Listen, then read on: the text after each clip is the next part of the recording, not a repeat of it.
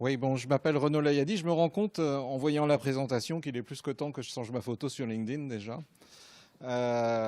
Donc je travaille à la région, au Conseil régional de Bretagne. Je suis administrateur territorial et je suis également chargé depuis 2006 de suivre la négociation internationale. C'est les COP qui se déroulent tous les ans. Pas cette fois-ci parce que l'ambiance est moyenne à Sharm el-Sheikh, c'est en Égypte cette année. Il y a incontestablement une volonté d'éviter notamment que toute la sphère associative militante s'y rende. Et donc, ça sera une petite COP avec des résultats pour le moins incertains. Donc, je vais m'exprimer non pas en tant que fonctionnaire territorial, mais plutôt en tant qu'administrateur de la Maison de la Rivière, administrateur de la PPMA de l'Elorn, par ailleurs également militant associatif dans les quartiers populaires à Rennes, parce que c'est important, il y a une continuité entre les deux. Et je vais donc vous parler, peut-être faire un point dans un premier temps sur le gaz à effet de serre. Autant partir sur des bases, sur une culture commune. On ne va pas rentrer dans les détails. Maintenant, s'il faut rentrer dans les détails, on pourra aller dans les détails.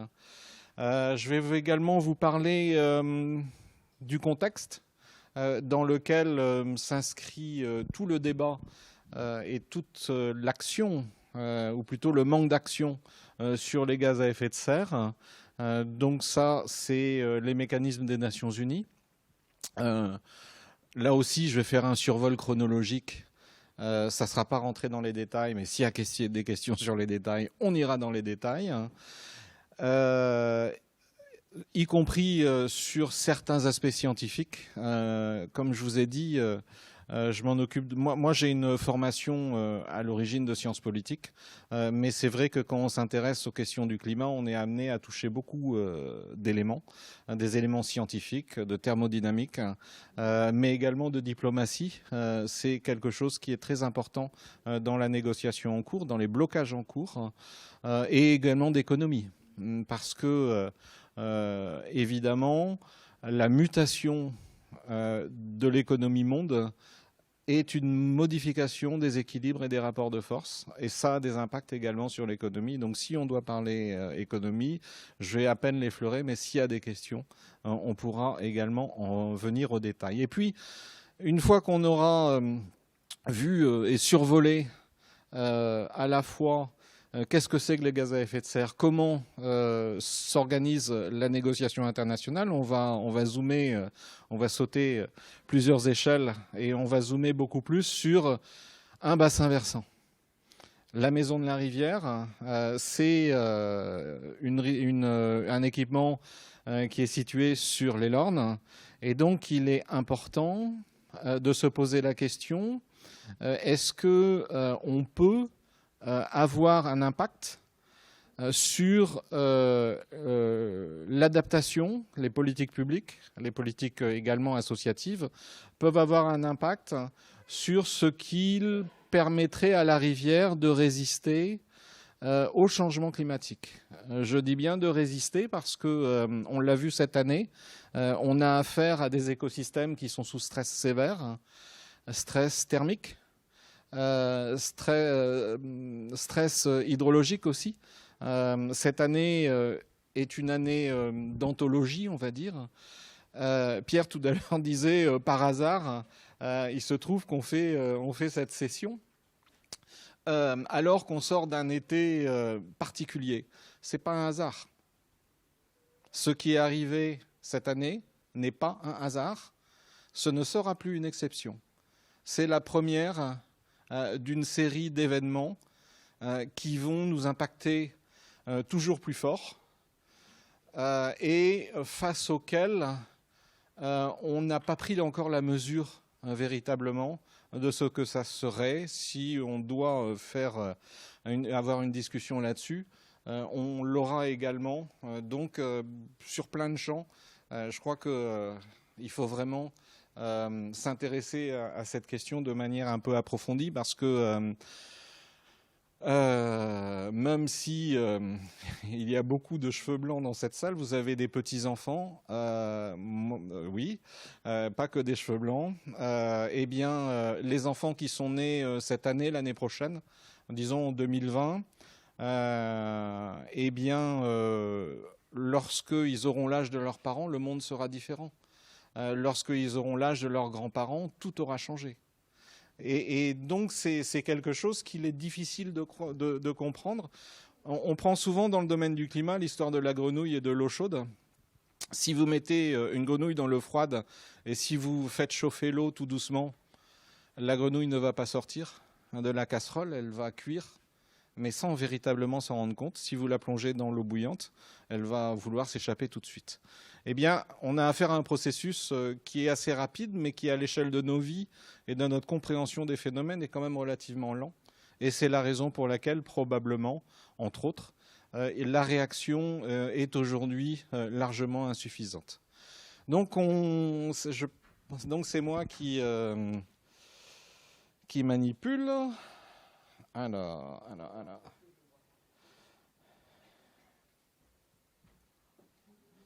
Hop. C'est laquelle? Ah oui. Ok, allons-y. Donc rapidement, changement climatique, c'est bête comme chou. Hein.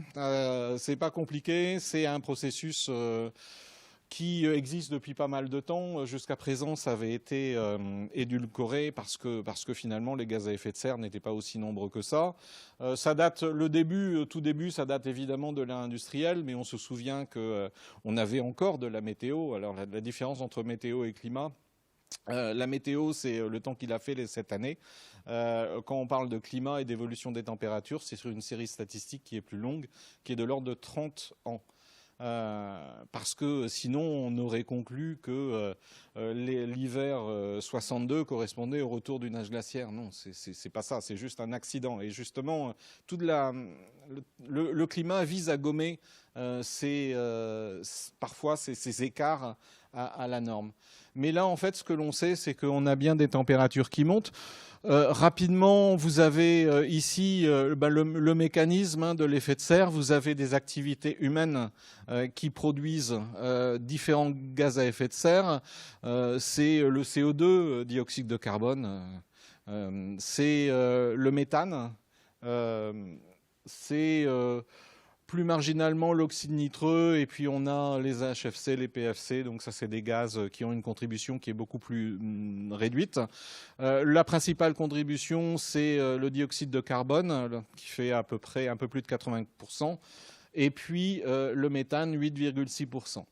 Et ces gaz qui produisent, on va voir comment, de la chaleur, sont émis au niveau mondial à 20% par le bâtiment, à 27% par les transports, 20% par l'industrie, 16% par l'agriculture, 13% par l'énergie.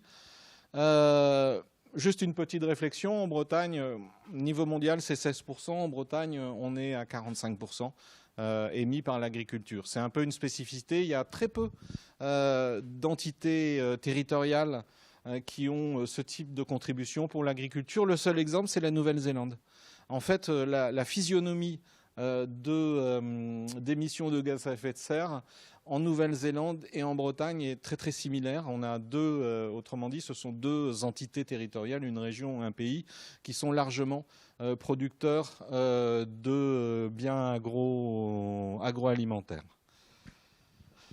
Donc, ces gaz montent et puis ils s'accumulent en haut du plafond, en quelque sorte.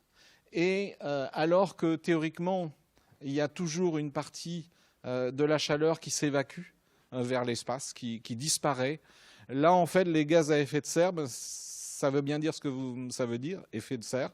Donc il y a effectivement une couverture et une épaisseur, on va dire, de gaz qui empêche la chaleur de s'évacuer.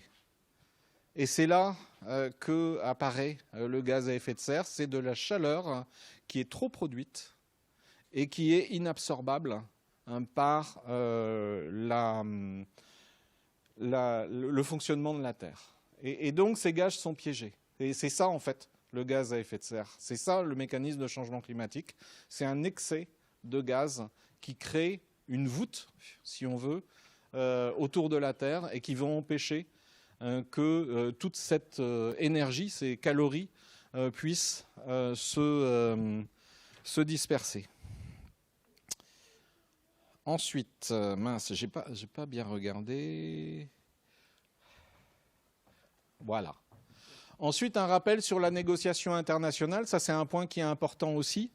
On a affaire à un processus qui est long. Hein, et c'est vrai que quand on regarde la négociation internationale, on se rappelle de la COP 21 de Paris.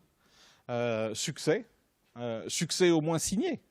Que ça soit un succès réel, ça c'est un autre sujet. Mais c'est quelque chose qui vient de loin. C'est-à-dire que, en fait, les conférences sur le climat organisées par les Nations Unies, véritablement, ça commence en 1972.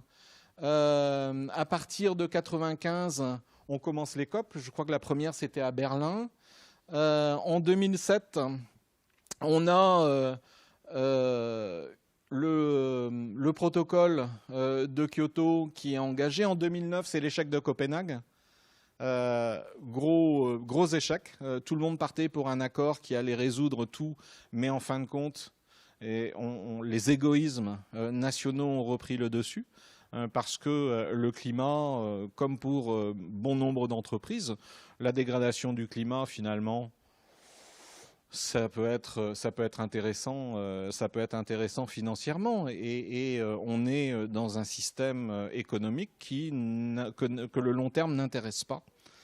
Donc il y a une sorte d'accommodation à la fois de pays mais également d'acteurs économiques. On va ensuite aborder une longue période. Moi, c'est une longue période entre 2009 et 2015 où on a suivi un certain nombre de conférences qui n'ont pas donné grand-chose. Processus très difficile. Ça se débloque un peu à Lima pour aboutir à la COP 15. Alors, on a, du point de vue des gouvernements régionaux, puisque en tant que fonctionnaire territorial, moi j'assiste nos élus de la région, et il faut également qu'on se donne des objectifs. Et l'un des objectifs que l'on a atteint, alors c'était pendant la conférence de Cancun en 2010, eh bien ça a été de faire intégrer la dimension ce qu'on appelle infranational, subnational governments en bon anglais. Le niveau subnational, c'est-à-dire les villes et les régions dans la négociation climatique. La négociation climatique est uniquement réservée aux États. Et quand nous, les régions, par exemple, on va au COP, on a un statut associatif. On est une association de régions, et donc on y va à ce titre, et donc on n'a pas le droit d'entrer dans le cœur de la négociation. Néanmoins, on a certains pays qui sont décentralisés, qui sont bien organisés, qui laissent les délégations régionales rentrer avec les délégations nationales. C'est par exemple le Canada, c'est l'Espagne, c'est l'Italie, c'est l'Allemagne. Eh bien, toutes ces régions qui ont une véritable décentralisation et dans lesquelles finalement ça fonctionne assez bien, ont le droit d'accès à la négociation climatique, et on s'est servi à ce moment-là de l'aide du Québec, notamment, pour contacter le chef de délégation Afrique, qui était présidé par l'Algérie, pour lui demander de placer le niveau subnational à l'intérieur de la négociation climatique. Mais c'est une négociation essentiellement entre États. Une négociation entre États qui a donné en 2015 des résultats. Des résultats d'engagement, pas des résultats sur le terrain. Et ça aussi, on pourrait y revenir. Premièrement, l'ambition de contenir le réchauffement à 2 degrés avec un objectif de 1,5. Ça rappelle un peu les normes nitrates. 50 maxi, objectif 25 mg de nitrate par litre. Ben là, c'est un peu pareil. 2, maintien en dessous de 2, objectif 1,5. Également, un plafonnement des émissions de gaz à effet de serre dans les meilleurs délais. le choix des termes est agréablement vague dans les meilleurs délais. Un principe de différenciation entre les pays développés et les pays en voie de développement, et ça se comprend. Prenez l'Inde, par exemple. L'Inde a une contribution par habitant ridicule. D'énormes problèmes de développement. Est-ce qu'on va leur dire, OK, il y a l'urgence, il y a une planète en urgence, vous n'avez plus le droit d'émettre plus de gaz à effet de serre. Et évidemment, les Indiens disent à ce moment-là, mais vous qui avez tout à satiété et même plus, de quel droit vous nous bloquez notre développement? C'est pareil en Afrique. On a des enjeux nord-sud qui sont super importants. Et évidemment, au milieu, la Chine qui joue un rôle de bascule. Si vous avez des questions là-dessus, on pourra y revenir aussi. Et puis, d'autres éléments d'engagement. Les États les plus riches doivent à la fois apporter de la technologie et des financements pour l'adaptation. On a tous les pays du Sahel qui sont littéralement le dos au mur.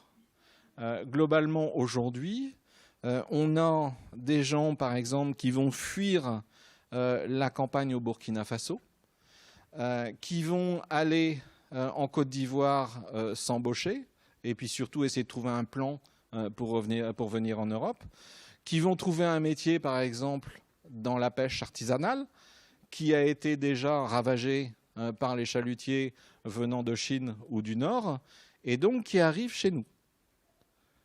Et dans ces cas-là, globalement, ce sont nos émissions qui les ont amenés chez nous, et ça pose de vrais problèmes d'éthique et de politique d'accueil et de responsabilité. Autre mécanisme, c'était le mécanisme de perte et de dommages qui vise justement à reconnaître les dégâts du changement climatique. Et l'idée, c'était que l'accord rentre en vigueur en 2020, si on avait suffisamment de pays qui avaient signé, ce qui a été le cas, et qu'ensuite, tous les 5 ans, il y ait une remise à jour des engagements. C'est-à-dire que les États, pour Paris, ont dit, ben voilà, aujourd'hui, on émet... un petit pays, disons. La France, pour mémoire, c'est 464 millions de tonnes de CO2 qui est émise par an. Le total de la planète, c'est 30 milliards. Donc on a un petit pays qui émet 100 millions d'habitants, qui émet 100 millions de tonnes de CO2, qui va dire, accord de Paris, mon objectif, ça va être 95 millions. Et donc ça a été ça, c'est que chaque pays évalue d'abord ses émissions de gaz à effet de serre et ensuite s'engage durant un laps de temps prédéfini à faire suffisamment d'efforts pour réduire, avec un objectif, par exemple pour la France, de neutralité carbone en 2050. Le problème, c'est qu'on est loin du compte. C'est qu'aujourd'hui, personne ne respecte ce qui a été signé. On est très très loin du compte. On pourra approfondir ça aussi à un moment donné. Alors, non, de l'autre côté, voilà. Alors maintenant, si on zoome sur la Bretagne, comment cet échec et cette catastrophe annoncée, on va appeler un chat, comment au moins dans une échelle de temps prévisible, comment ça peut impacter sur la Bretagne. Et on se rend compte que le changement climatique impacte toutes les dimensions de la gestion d'une aire territoriale comme la Bretagne.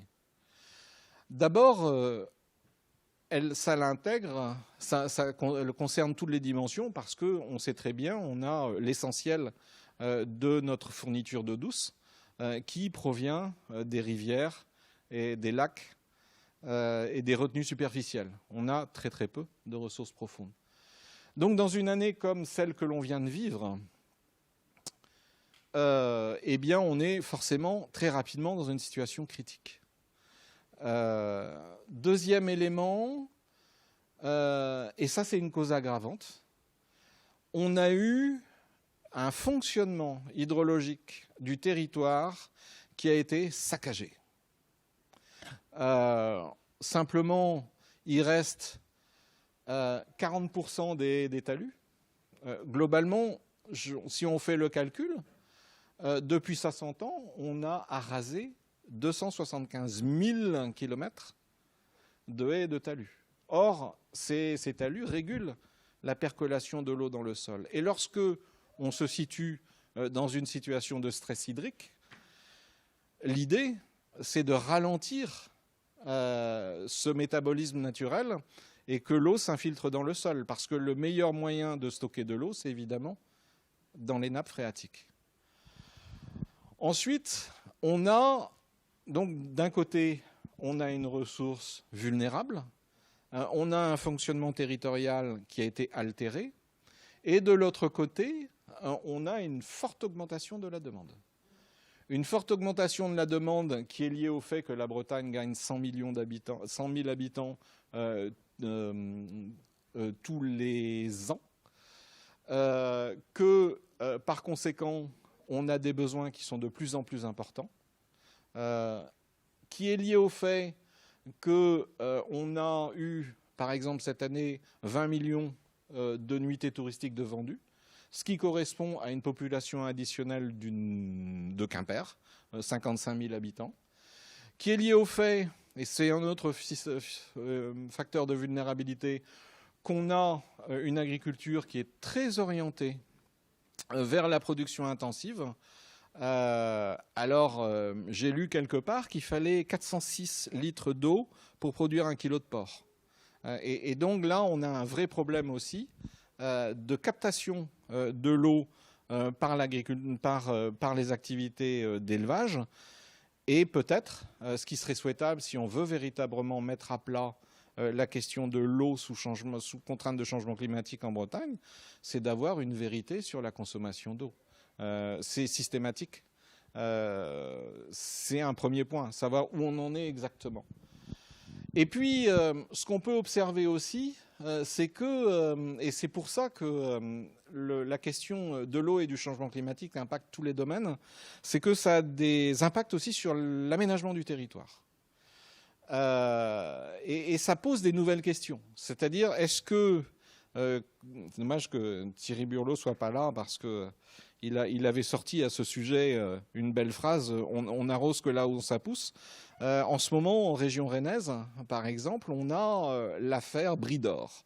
Alors Bridor, c'est une usine qui va produire de la pâtisserie industrielle surgelée, destination la Chine. Mais Bridor, c'est situé dans l'extrême est rennais. Et donc c'est de mémoire le groupe Le Duf, super groupe par ailleurs, mais au prix de l'utilisation de 200 000 m3 d'eau par an. Et donc, la question qui est posée, et sachant que cette eau ne peut pas venir de l'Ille-et-Vilaine, elle viendra des Côtes-d'Armor, parce qu'il n'y a que là qu'il y a de l'eau. Donc, et c'est dans ce sens-là que également le changement climatique interpelle les logiques d'aménagement du territoire.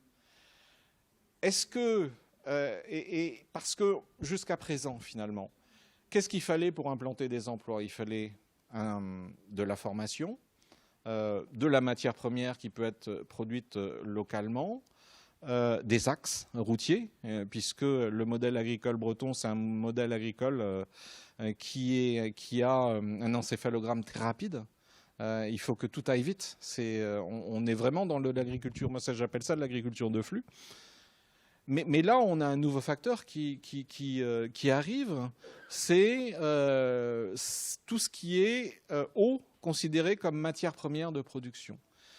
Et la question qu'on peut se poser, compte tenu des nouvelles circonstances que l'on voit aujourd'hui, est-ce qu'on a toujours affaire aux mêmes logiques d'aménagement du territoire? Est-ce que notre développement doit être business as usual? On continue comme avant, on ne change pas une équipe qui gagne. Ça ne va pas être une équipe qui gagne longtemps. C'est c'est que tout est en train de changer. Et si on doit intégrer de manière véritablement prévisionnelle, prospective, la question du changement climatique. Le mode d'aménagement du territoire va être revisité, la gestion de l'eau doit être revisitée, mais on peut se dire aussi que les logiques économiques devront être revisitées. Qu'est-ce qu'un investissement compatible avec une région sous stress climatique? Eh bien, il va falloir se poser ce type de questions également. En clair, l'ensemble des modèles d'interconnexion, et là je reviens sur l'eau qui avait été mis en place dans les années 90, est remis en question. C'est qu'on voit bien, par exemple, sur les Côtes d'Armor, que malgré toutes les interconnexions qui avaient été mises en place, grosso modo entre 1988 et 2000, il y a eu un très très gros travail, et bien même ça ne suffit plus. Et puis, l'autre facteur aggravant, c'est que le climat, finalement, change beaucoup plus vite qu'avant. Et ce que l'on avait anticipé. Pourquoi ? Eh bien, c'est tout simple. C'est que les gens qui communiquent sur le climat sont très mal à l'aise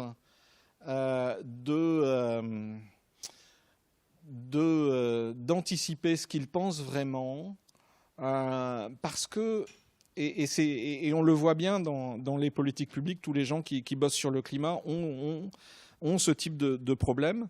C'est que quand on évalue l'impact futur du climat, on se retrouve face à deux choix. Il y a une incertitude, hein, on est bien d'accord, forcément. Mais soit c'est de sous-calibrer, c'est-à-dire de dire ben, finalement ça ne va pas être très important. Et lorsque les faits adviennent, eh bien, les gars, on vous paye mais vous n'avez rien prévu. Donc le scientifique se fait engueuler, en clair. Ou alors on surcalibre, et si jamais la dégradation du climat, mais on sait qu'elle est finalement rapide, si elle n'avait pas été assez rapide, on aurait dit mais vous nous avez fait investir pour rien. Et donc le dialogue entre le scientifique et la société sur le climat, il est toujours super difficile.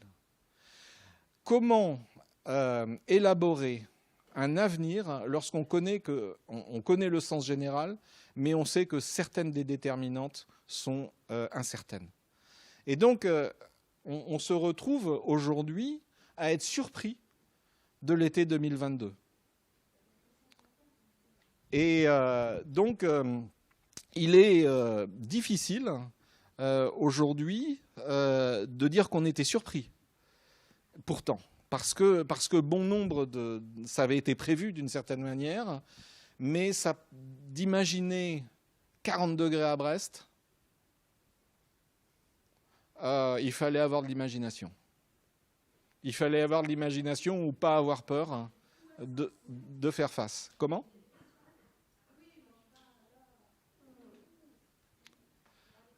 Il y aura des questions plus tard.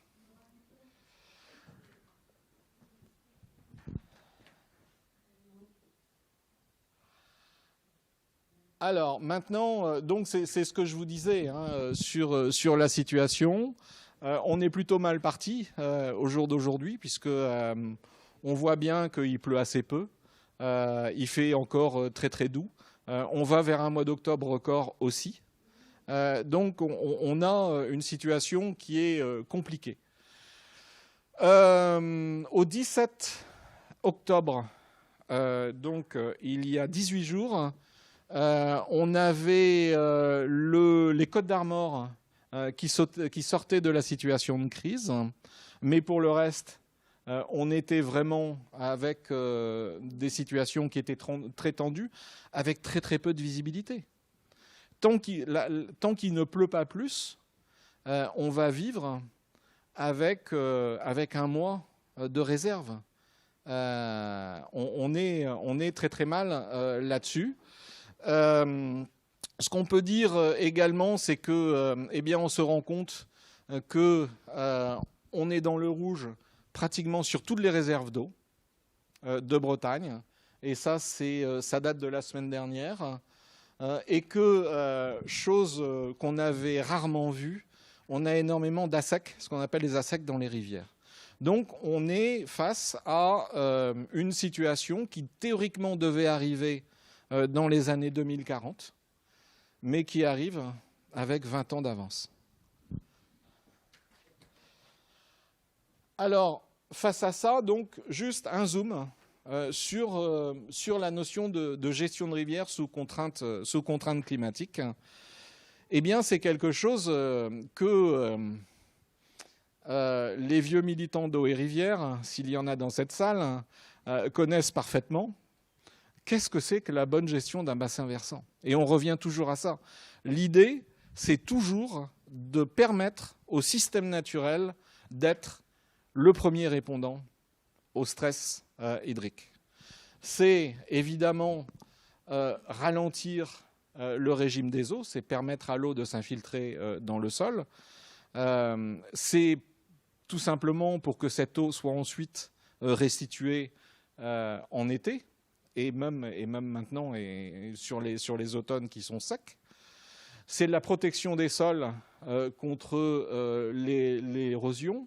Là encore, on va essayer de ralentir un métabolisme d'écoulement. C'est de la protection des berges. Donc finalement, on en arrive à juste une idée simple.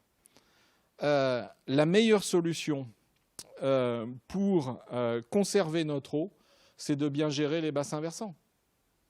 Il y a une compatibilité parfaite entre, on peut même imaginer une approche paysagère telle qu'on pouvait complexe, avec toute sa diversité, et la capacité d'une rivière à se défendre. C'est-à-dire que ce qui approvisionne une rivière en période de stress hydrique, c'est les petites sources. C'est tout ce réseau qu'on voit à peine et qui va soutenir les débits d'étiage. Mais si tout a été drainé, si tout a été recalibré, si tout a été arasé, jamais on n'aura ce type de fonctionnement. Et donc, imaginez qu'on puisse avoir une réponse technologique, et on verra rapidement sur les bassines aussi, imaginez qu'on puisse avoir une réponse technologique au stress hydrique, mais avec la nature, on a la meilleure machine qu'on puisse imaginer. Elle est à l'équilibre, elle a fait ses preuves depuis tellement longtemps. Si on la détruit et si en plus on modifie le climat, on est sûr du résultat. Donc ça, c'est un point. Alors, et puis concrètement, quand même, vous êtes à Maison de la Rivière. Comment ça peut se gérer sur un linéaire de temps? Eh bien, c'est par exemple, alors ça c'est sorti de travaux anglais qui ont bien avancé là-dessus, non pas qu'ils soient plus malins que les autres, ils le prouvent tous les jours, mais au moins sur la question de la gestion des rivières, il y a eu un vrai travail. Et donc c'est effectivement de nouveau de créer de l'ombre, c'est de reconstruire des berges, c'est de jouer avec les orientations. Alors, on est en train d'y réfléchir à la PPMA de l'Élorn sur la Flèche, qui est un petit ruisseau un migrateur qui a été pollué moult et moult fois et qui a l'avantage de faire 22 km. Et on essaye d'instiller ce type de culture auprès du syndicat qui est, je dois dire, assez réceptif. Donc, en fait, on se rend compte qu'on a les moyens. Mais ça veut dire aussi qu'on doit changer complètement notre vision de la notion d'espace naturel. Qu'enfin, on doit avoir une approche qui vise à reconnaître les services qui ont été produits par les espaces naturels. Et puis je vois que Thierry vient d'arriver, donc c'est parfait. Et puis finalement, un petit récapitulatif sur la comparaison entre une rivière qui fonctionne et les bassines. On se rend compte que finalement, sur ces gros trous qui sont faits pour essayer de retenir l'eau, on arrive à générer finalement des conséquences qui sont peu intéressantes. Qui sont peu intéressantes et qui sont confiscatoires et qui finalement n'apportent pas de réponse ni sur la gestion du stock, ni sur le principe même de la loi sur l'eau. La loi sur l'eau, l'eau est un bien social. Et ça, c'est un point qui est important aussi. L'eau doit profiter à tout le monde. Évidemment, d'un point de vue physico-chimique, c'est pas terrible. Et puis, plus globalement, je pense que fondamentalement, on est arrivé au bout de notre artificialisation. Voilà, ça y est, on voit ce que ça peut donner. Donc, je vais simplement en finir là. Je crois que j'avais encore celle-ci, oui. Donc ça, c'est l'état de la Californie actuellement. Donc eux, ils sont bien dedans, tout en étant très émetteurs. Mais globalement, vous alliez au Mont-Saint-Michel de Brasparts il y a 1 mois et demi. Ma foi, c'était peut-être pas la planète Mars, mais ça sera commencé à se rapprocher sérieusement. Donc voilà pour moi. S'il y a des questions donc sur tous les domaines, je veux bien.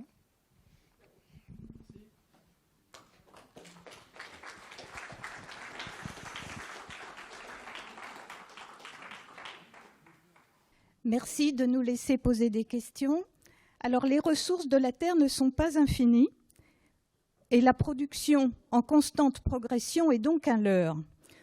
Ça, c'est décrit récemment par Bruno Latour comme le défi ou diktat de la modernité. À part la première ébauche de cette idée en 1865, ça a été repris en 1950 par le rapport Meadows. La question ? Oui, elle vient, ne vous inquiétez pas. Ça a été repris ensuite par le Club de Rome. Donc ça fait 50 ans qu'on est au courant scientifiquement de ce qui se passe. Donc, le fait d'être étonné devant la sécheresse, devant 40 degrés à Brest, etc., c'est pour qui n'est pas scientifique, à mon avis, puisque ces démarches-là sont tout à fait scientifiques. Pour ma part, je considère l'eau comme un commun. Donc, par exemple, et j'ai 2 propositions à faire. J'habite ici, à Carhaix, place de la Mairie. Les gouttières servent à cultiver du gazon. Donc, je considère que pour qui possède une maison dans une ville, depuis 1973 ou 14, je crois, on est obligé de veiller au circuit de l'eau pluviale. Et donc, surveiller l'eau pluviale de façon à ce qu'elle puisse s'écouler et redevenir un bien commun me semble une chose naturelle et normale. Deuxièmement, même si c'est seulement sur la base de la petite note de Wikipédia sur la consommation de l'eau potable dans les chasses d'eau, j'ai fait un bref calcul compte tenu de la population bretonne qui est indiquée dans le PDF qu'on nous a envoyé pour nous inviter ce soir. En fait, on pourrait économiser 20 millions de litres par an en moyenne en utilisant des toilettes sèches, ce qui serait tout à fait envisageable parce que, par exemple, j'ai vérifié pour être sûr que ce que je proposais n'était pas tout à fait rêveur.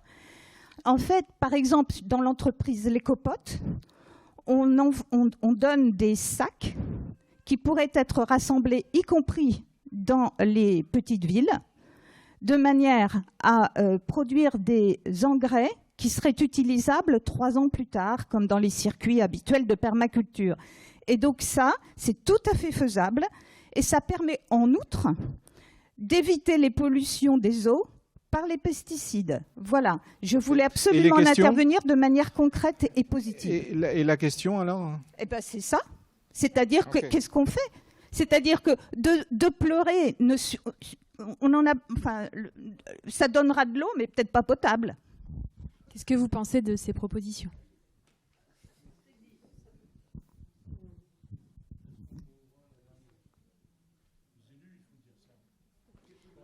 Qu'est-ce que vous pensez de ces propositions ? Qu'est-ce que j'en pense ? Oui. Je pense que c'est un scandale. C'est indignant. quand on a bossé et quand on voit où en est la situation, c'est une honte. Enfin, c'est une insulte. Les propositions de la dame. Fondamentalement. Voilà ce que j'en pense de la situation du climat aujourd'hui.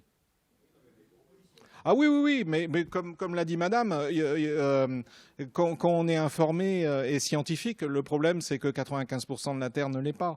Et qu'il y a beaucoup de solutions, notamment dans les pays en développement, qui vont bien au-delà. Donc, ouais.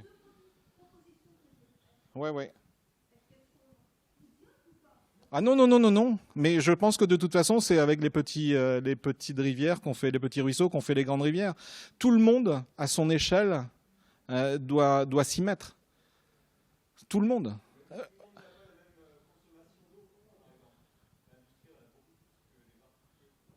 Oui. Mais vous savez, je crois qu'il faut, si vous portez du coton sur vous, vous traînez derrière vous un camion-citerne.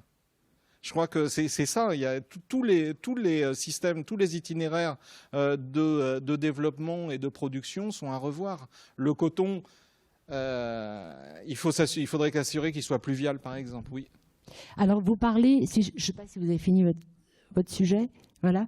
Alors, moi, je suis complètement d'accord également sur le travail de sensibilisation auprès des particuliers. Néanmoins, là j'ai regardé à l'instant, vous avez écrit un livre où vous parlez de la refondation du modèle agroalimentaire. Alors, parce que sur les constats, souvent dans ces réunions comme ça, on peut que être d'accord sur tout ce que vous dites, on en est là forcément, mais après, quelles sont les mesures vraiment concrètes, efficaces, et qu'est-ce qu'on entend par refondation et quelles sont les mesures? Il faudrait une autre soirée parce que ça, donc effectivement. Mais dans les grandes lignes, est-ce que vous pouvez dire un petit peu quand même, parce que bon, sinon, moi je reste complètement dans le flou. Quoi. Ce sont des belles phrases, mais après, qu'est-ce qui en est fait, quoi. C'est un bouquin que j'ai sorti en 2004 qui s'appelle La Région Stratège et effectivement édité aux presses universitaires de Rennes. Pour moi, quoi qu'il arrive, on ne peut pas continuer avec une agriculture qui est industrielle. C'est pas possible. La mutation, c'était de privilégier un secteur d'agriculture du territoire, c'est-à-dire une agriculture de qualité, une agriculture biocompatible, bio tout court d'ailleurs. C'était un point de vue qui permettait de surcroît de s'affranchir des règles de l'OMC, qui ont eu notamment dans l'économie laitière des effets funestes. Voilà rapidement, c'était pour aller très vite. Et c'était raccrocher l'agriculture au sol. Parce que je l'ai écrit en 2004 et qu'il y a toujours une différence entre ce qui est possible, enfin ce qui a été fait et ce qui était souhaitable. Non, je pense pour le moment, on a toujours une concentration dans l'économie laitière, on a toujours une concentration dans l'économie porcine. On a maintenant la méthanisation qui arrive et qui est faite n'importe comment, et qu'on a affaire, je crois, à des systèmes qui devraient logiquement procéder du droit industriel, qui procèdent du droit agricole. Autant dire que c'est peut-être un peu moins rigoureux. Et que probablement, en voulant à tout prix banaliser l'agriculture bretonne, on lui a fait prendre un itinéraire qui a donné ce qu'il a donné, c'est-à-dire beaucoup de pollution et peu d'actifs. Mais ça, c'était une question périphérique.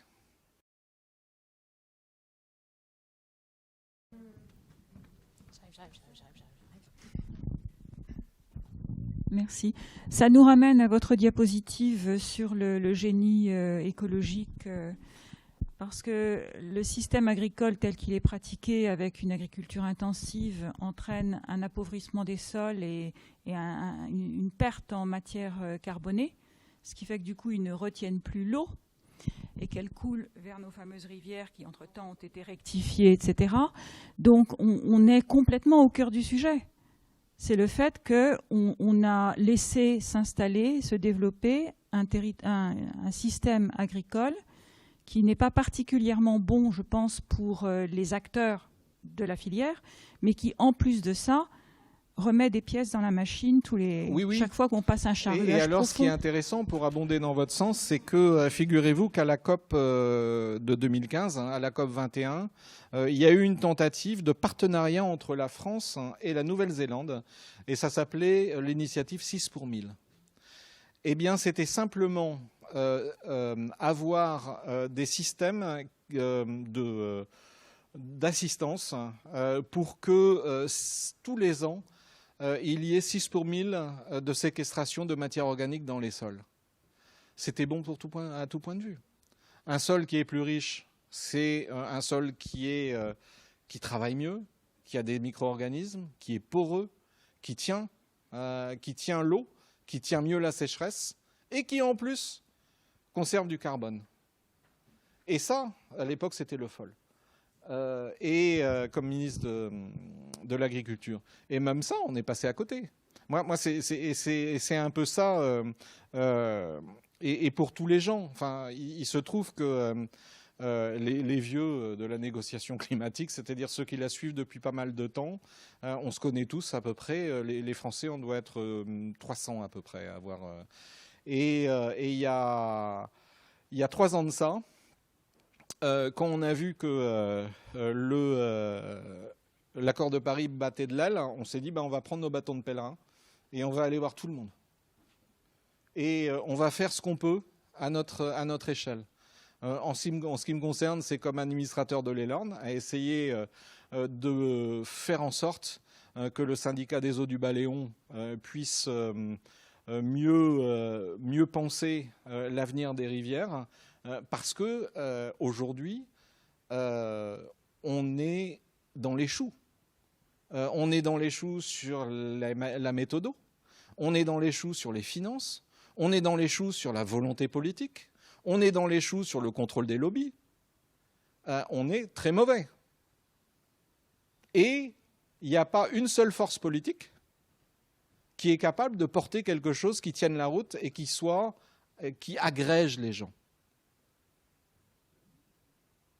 Il n'y a pas. Et c'est ça notre problème. Donc voilà, on n'est pas bien. Est-ce qu'il y a d'autres questions? S'il vous plaît, oui.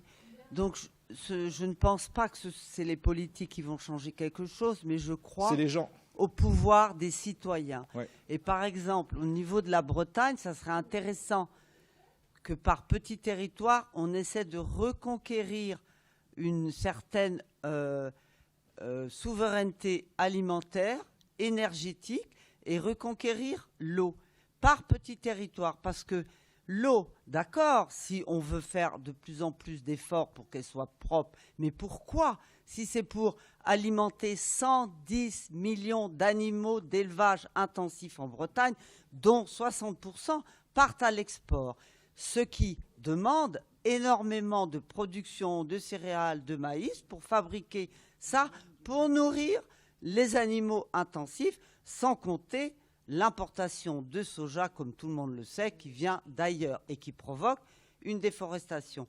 Donc on est à l'ère de la mondialisation, mais je crois qu'on s'en sortira que par la pression des citoyens, mais à des petits niveaux.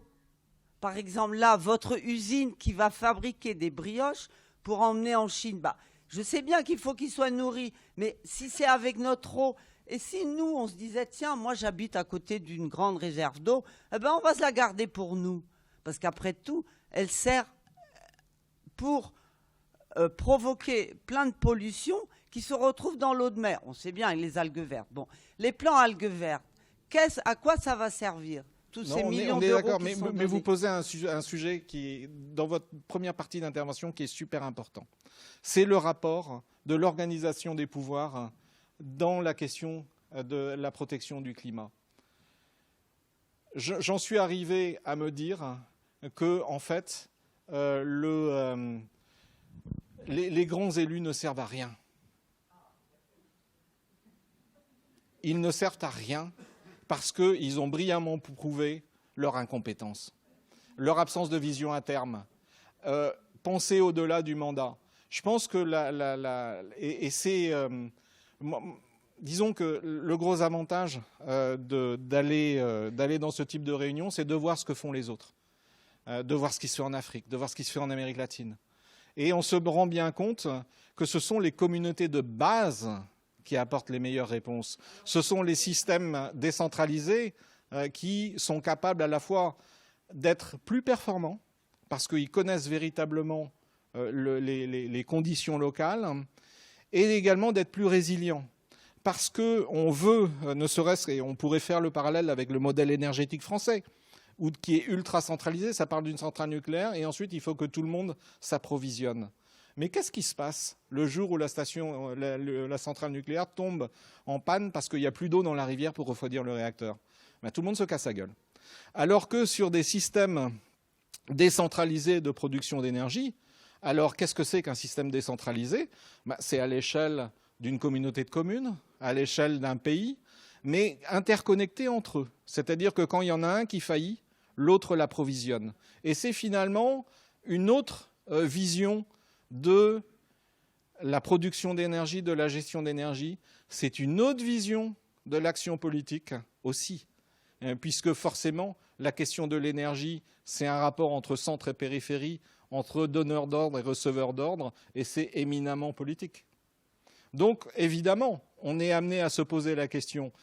La décentralisation, dans ces cas-là, amène plus de créativité et amène également plus de résilience. Il y a une dernière question ici, avant la pause. J'ai bien aimé la remarque sur les talus où cette fois le tour de la Terre a été détruit en 60 ans. Mais ça continue, hein. Y a pas de souci là-dessus, notamment à Carhaix. Les talus d'ailleurs qui bordent même les routes sont également détruits, tout juste si on ne cultive pas dans le fossé et puis bientôt sur la route. Ça continue et ma question c'est qui est-ce qui pourrait arrêter d'un point de vue politique, les élus, je ne sais plus, alors, je sais pas quoi. Il y a juste un qui truc. Pourrait arrêter ça. Il y avait une fête sur les talus il n'y a pas longtemps là, à Saint-Nicodème, j'y étais. Voilà, bon. Il y a la SAFER qui est très responsable de l'arasement des talus parce que quand quelqu'un vend, et c'est pour ça que je n'ai pas vendu d'ailleurs, quand quelqu'un vend une ferme, c'est la SAFER, mais oui. Le grappin moi, je dessus, suis du Léon, ils sont des milliers de fonctionnaires à la SAFER, donc c'est le voisin qui prend, et comme le voisin prend, eh bien, il rase les talus entre sa parcelle à lui et la parcelle qu'il a achetée. Ouais. Et donc, alors, il y a aussi un truc qu'il faut qu'on oublie toujours, c'est de regarder qui a la propriété des bordures de route. Et souvent, c'est communal. Ça, c'est dans le cadastre. Et donc, dans ces cas-là, en fait, bien souvent, on a des champs qui empiètent sur la propriété communale. Il suffit de regarder le cadastre. Et peut-être que dans ces cas-là, c'est de rappeler la propriété réelle de tout ce linéaire. Et dans ces cas-là, c'est plus du tout une affaire privée, c'est une affaire collective et communale. Comment? Ah bon. Je ne suis pas au courant des conditions à Carhaix. Voilà pour moi.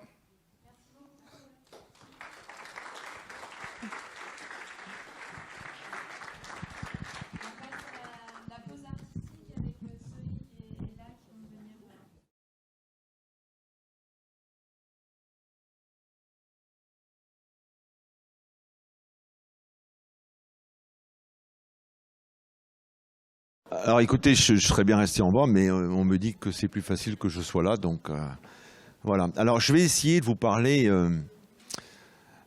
de ce sujet de l'eau, à travers évidemment l'expérience que j'ai vécue en tant que vice-président de la région pendant 17 ans en charge de l'environnement, et aujourd'hui en tant que président du comité de bassin Loire-Bretagne, qui gère les eaux, normalement, du mont Gerbier des Joncs jusqu'à la pointe du Finistère. Alors, vous parlez de l'eau, et finalement, de la situation dans laquelle on se trouve aujourd'hui. Je vais essayer de vous dire pourquoi on est devant cette situation d'échec. Et d'essayer avec vous d'esquisser des solutions. Avant ça, je voudrais vous parler de l'organisation publique de l'eau en France, parce que c'est important que je vous dise ça, je crois. Vous dire la situation de la Bretagne, le constat de l'échec, les causes et les propositions. Alors sur l'organisation publique de l'eau en France, ou sur l'organisation de l'eau en France, le législateur, il a été finalement assez bon. Je dirais même très bon, quand il a écrit la loi de 64 sur l'eau. La loi de 64 sur l'eau dit trois choses importantes. Trois choses importantes. La première, il reconnaît la cohérence hydrographique des fleuves et des masses d'eau. Et il dit, il faut gérer l'eau dans la continuité hydrographique. Et c'est pas rien de dire ça. Parce que c'est grâce aux solidarités amont-aval que l'on réglera la question de l'eau. Mais parler de l'hydrographie, c'est parfois complexe. Quand vous êtes dans le Massif central, au pied du Massif central, au mont Gerbier de Jonc, et de trouver la cohérence avec la Loire dans l'estuaire à Saint-Nazaire, c'est pas si évident que ça. Et c'est pourtant comme ça que ça se passe. Et parler de la Loire, c'est parler de tout le fleuve. Donc la première notion importante, c'est la cohérence hydrographique. Et la France a reconnu 6 grands bassins.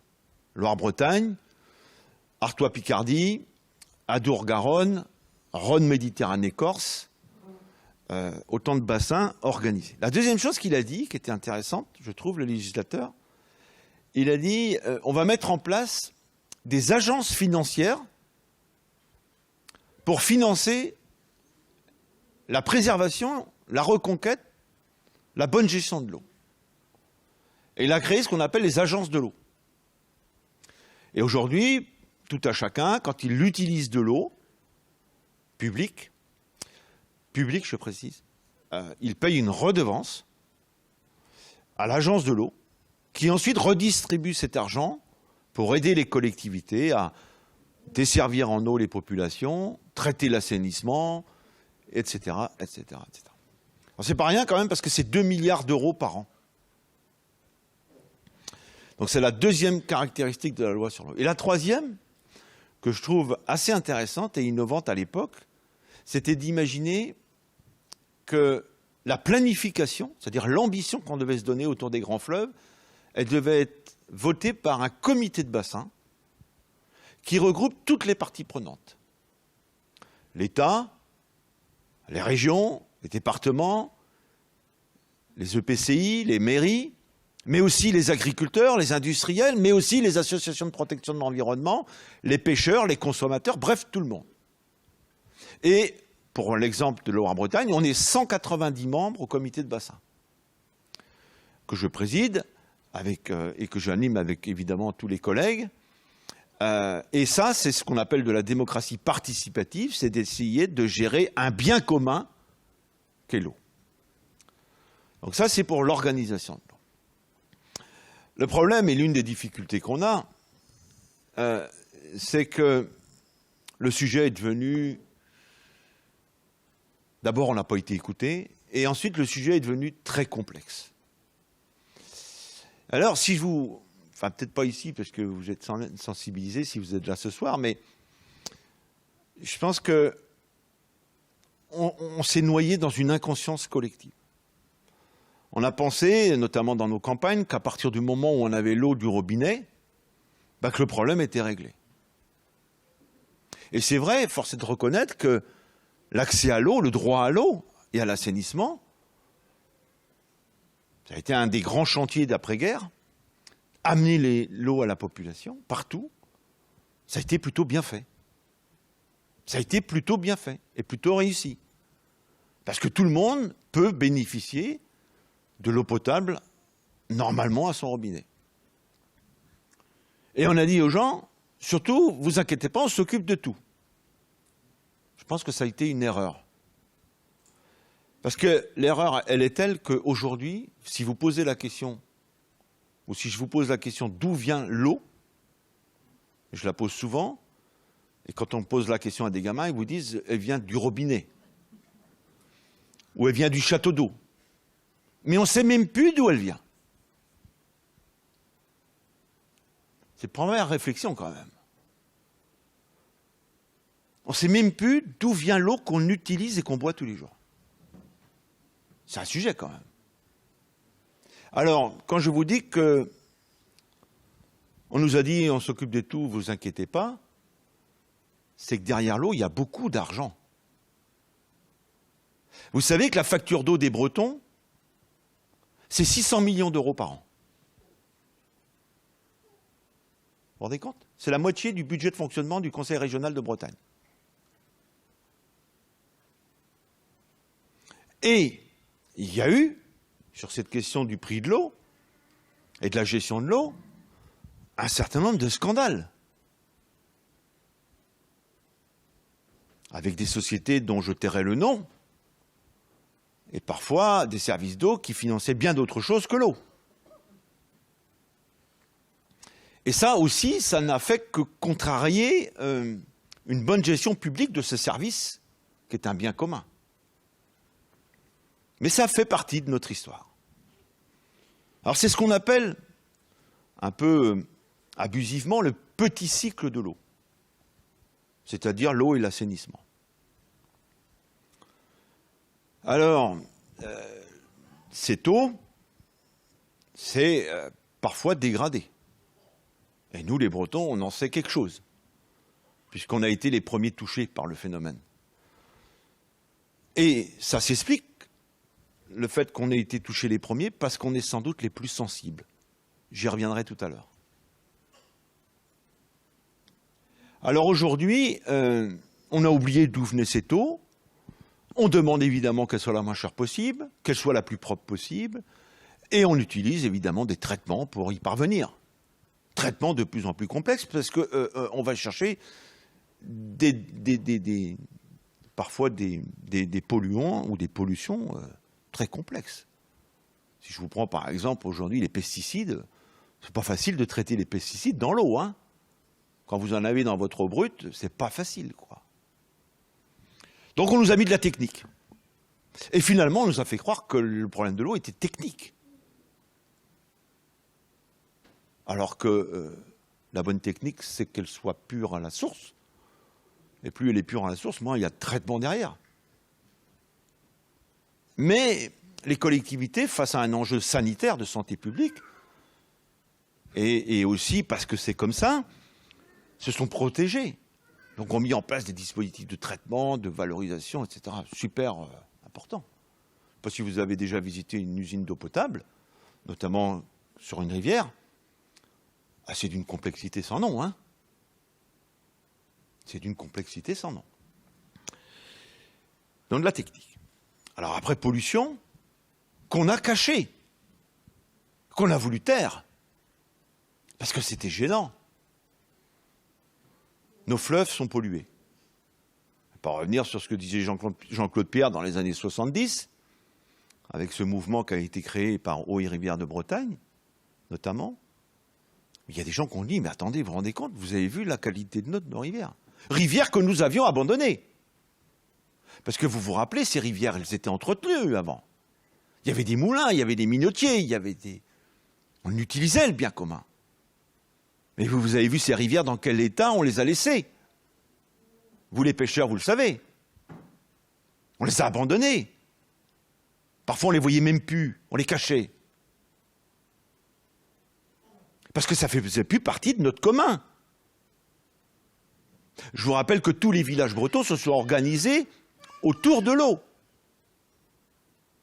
Parce que quand les gens ont construit des villages, etc., s'ils les ont construits à tel et tel endroit, c'est parce qu'avant tout, il y avait de l'eau. Parce qu'elle est nécessaire pour, évidemment, l'alimentation, pour la petite ferme, enfin, pour la protection, etc. C'est essentiel. Mais on a même oublié nos rivières, on a même oublié nos fontaines. On les a parfois bouchées.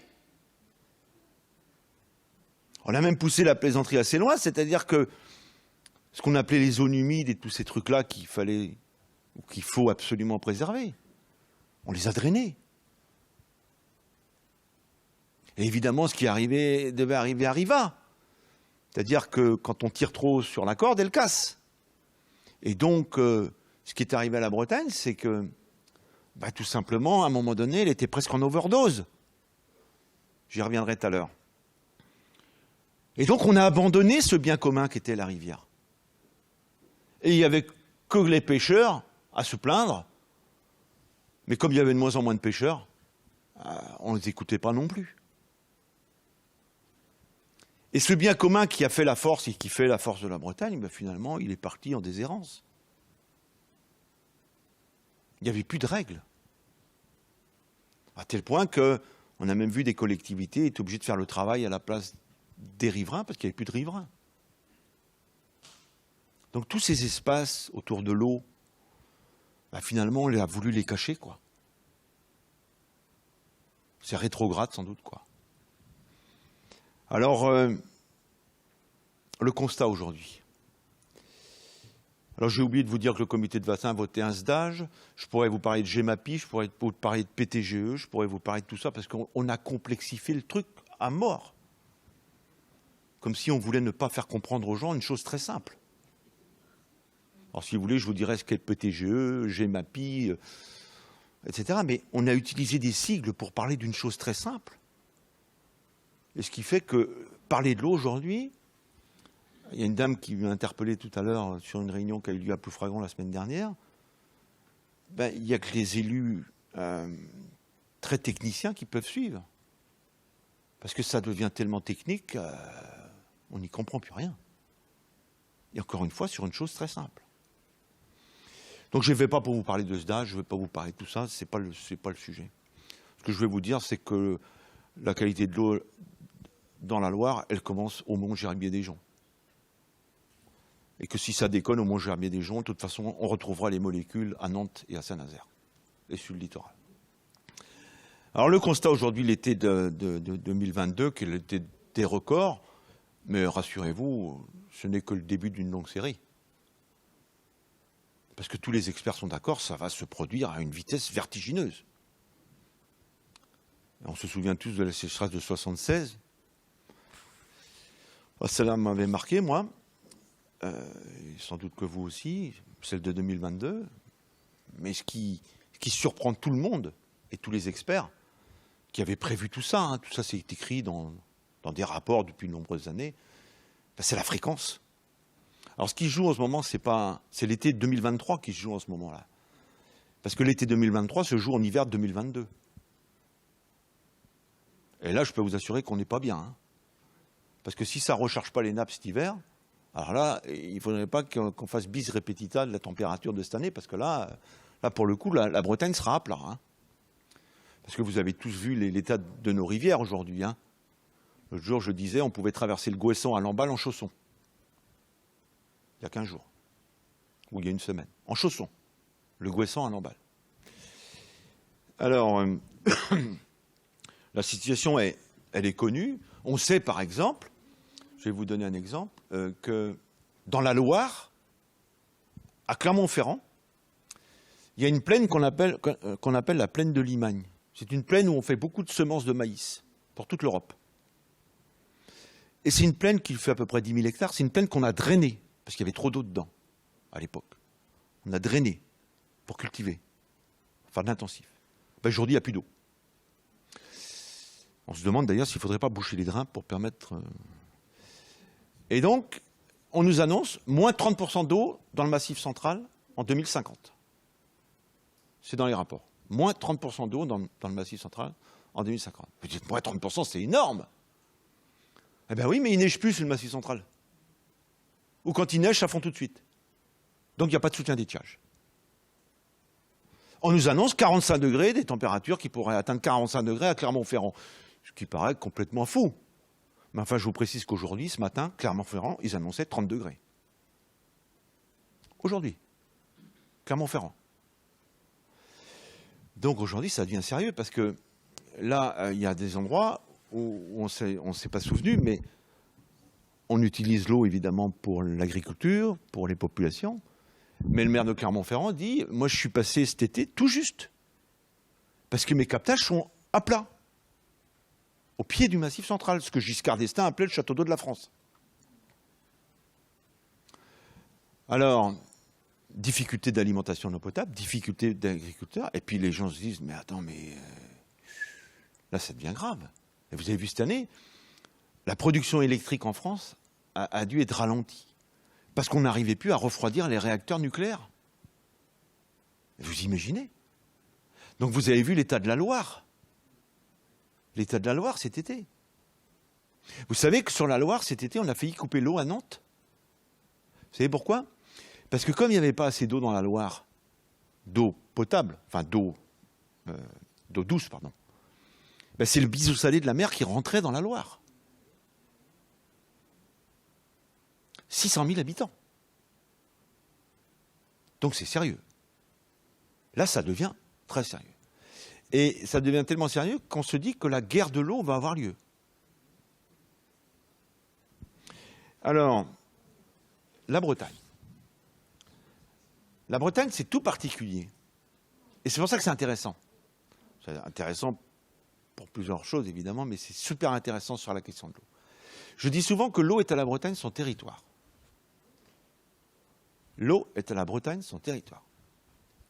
On a une chance ici, c'est que toute l'eau qui tombe ici, sur la région, elle s'infiltre ici, elle s'écoule ici, et elle se jette en Bretagne.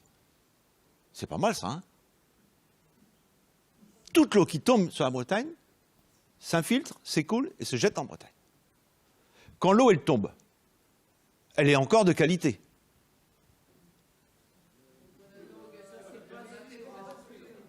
Bon, on peut quand même dire qu'elle n'est pas de trop mauvaise qualité.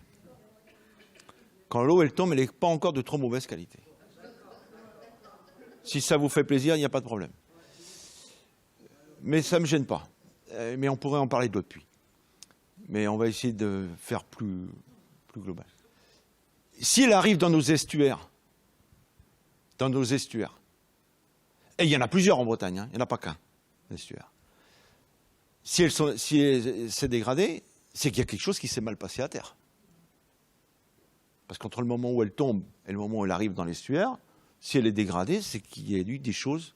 Voilà. Et c'est intéressant parce que c'est le massif armoricain. Et le massif armoricain, c'est une roche très dure, peu perméable. Ce qui fait d'ailleurs la caractéristique de la Bretagne, puisque en France, 80% de l'eau qu'on utilise pour l'eau potable vient des nappes phréatiques et 20% des rivières. Eh bien, en Bretagne, c'est l'inverse. En Bretagne, 80% de l'eau vient des rivières et 20% des nappes phréatiques. Parce qu'il n'y a pas de nappes phréatiques, ou si peu, ou si faibles. Parce qu'on est dans des roches très dures, peu perméables, des granites, donc c'est des roches de fissure, etc. À des exceptions près, évidemment. Quand vous êtes dans les volcanites du Trégor, évidemment, vous avez des roches poreuses. Quand vous êtes dans le bassin tertiaire du Kiou, vous avez des sables. Mais je vous parle globalement. Alors, chaque rivière a ses caractéristiques. Elle prend naissance quelque part et puis elle se jette quelque part. Et ce qui est intéressant, c'est que la qualité de l'eau des rivières, elle est différente en fonction de la situation dans laquelle on se trouve. Donc, il y a une chose très simple qu'il faut avoir à l'esprit. C'est bien l'aménagement de nos territoires et le développement des territoires qui fait la qualité de l'eau des rivières. Et c'est pas autre chose. Et c'est pas autre chose. Et l'une des grandes erreurs qu'on a fait politique, et qu'on fait encore, mais qu'on pourrait corriger, je crois, c'est de penser que la politique de l'eau est une politique environnementale. La politique de l'eau est avant tout une politique d'aménagement du territoire et une politique de développement économique.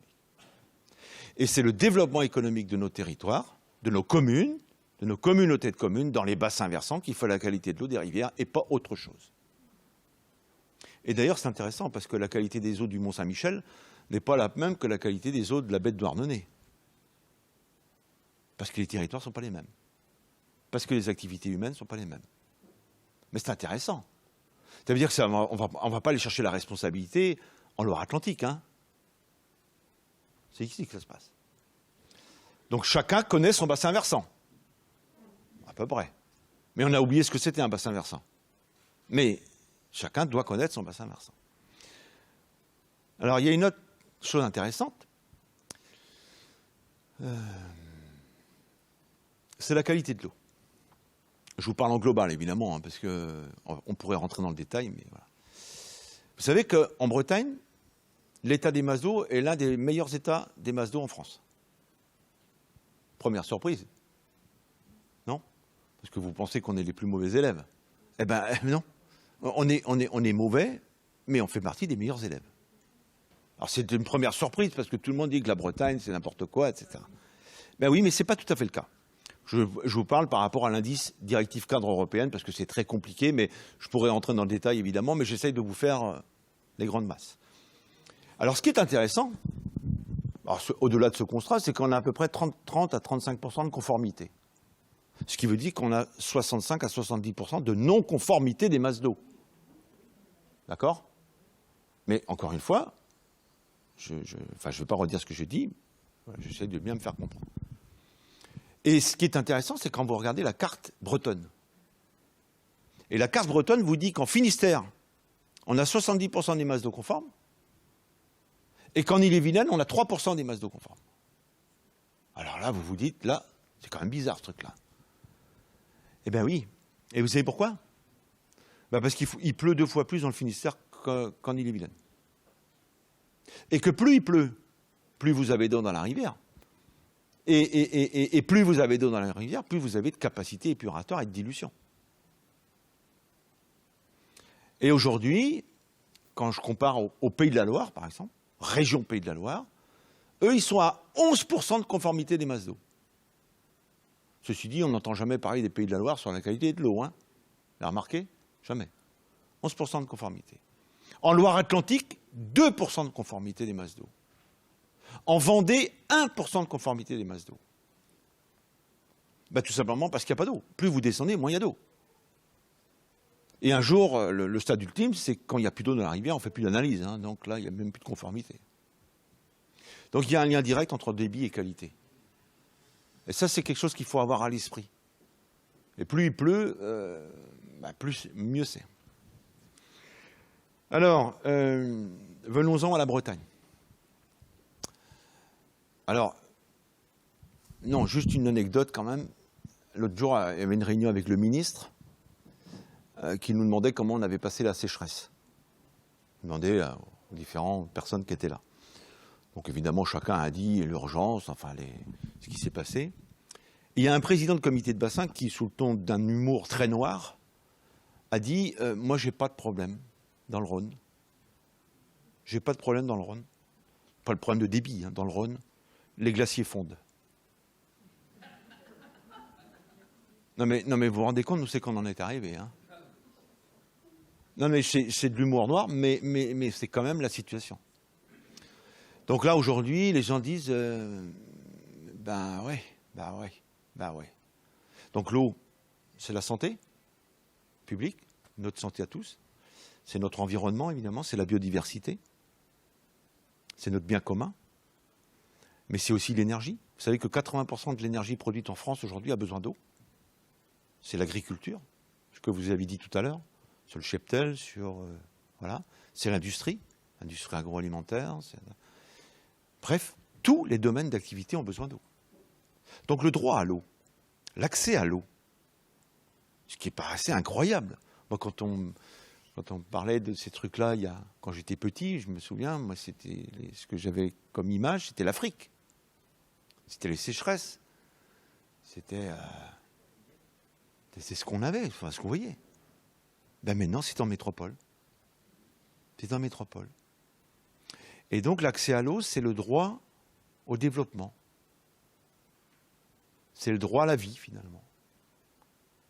Et là, on est en train de découvrir, finalement, que cette eau qu'on avait considérée longtemps comme inépuisable, comme tarissable, etc., non seulement elle est vulnérable, et ça on le savait du point de vue de la qualité, mais en plus on risque d'en manquer, et qu'il va falloir la partager. Donc moi, le constat que je fais aujourd'hui, il est très clair, la guerre de l'eau aura lieu en métropole. Et Lorsqu'on a voté notre fameuse DAGE, je peux vous assurer que ça a cogné. Hein. Entre les agriculteurs qui disaient vous faites n'importe quoi, etc., etc. Ceux qui sont encore en train de dire que tout ça c'est des belles paroles mais que ça n'a pas de sens. Moi j'ai vu des élus dire je veux garder mon eau. Je veux garder mon eau. Et ce qui se passe en aval, moi j'en ai rien à faire. Ou je me sers et puis je discute après. Et je pense que la guerre de l'eau aura lieu si on ne considère pas que ce bien est commun et qu'il doit être collectif.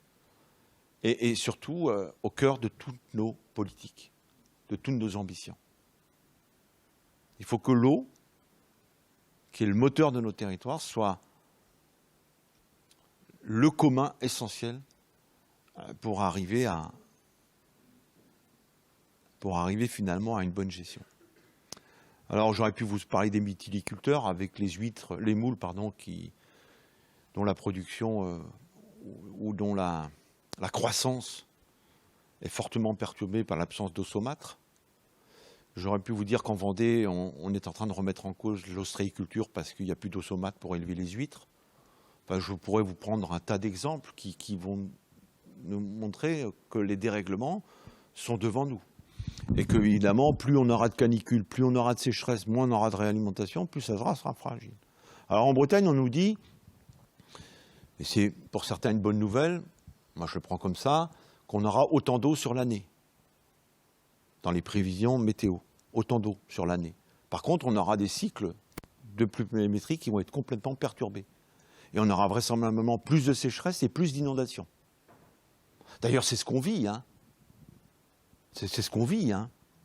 Alors, il y a un truc que je ne vous ai pas parlé, mais bon, je n'ai pas envie non plus de vous assommer, mais vous vous rappelez la crue Cévenol là, qu'il y a eu sur la Roya il y a quelques mois, dans le Midi, là. Vous vous rappelez pas de ça? Les dégâts, c'est 1 milliard d'euros. Les assurances, un jour, vont dire on ne paiera plus, hein. Parce que tout ça, c'est du prévisible, hein. On ne paiera plus. Je vous rappelle que Xynthia,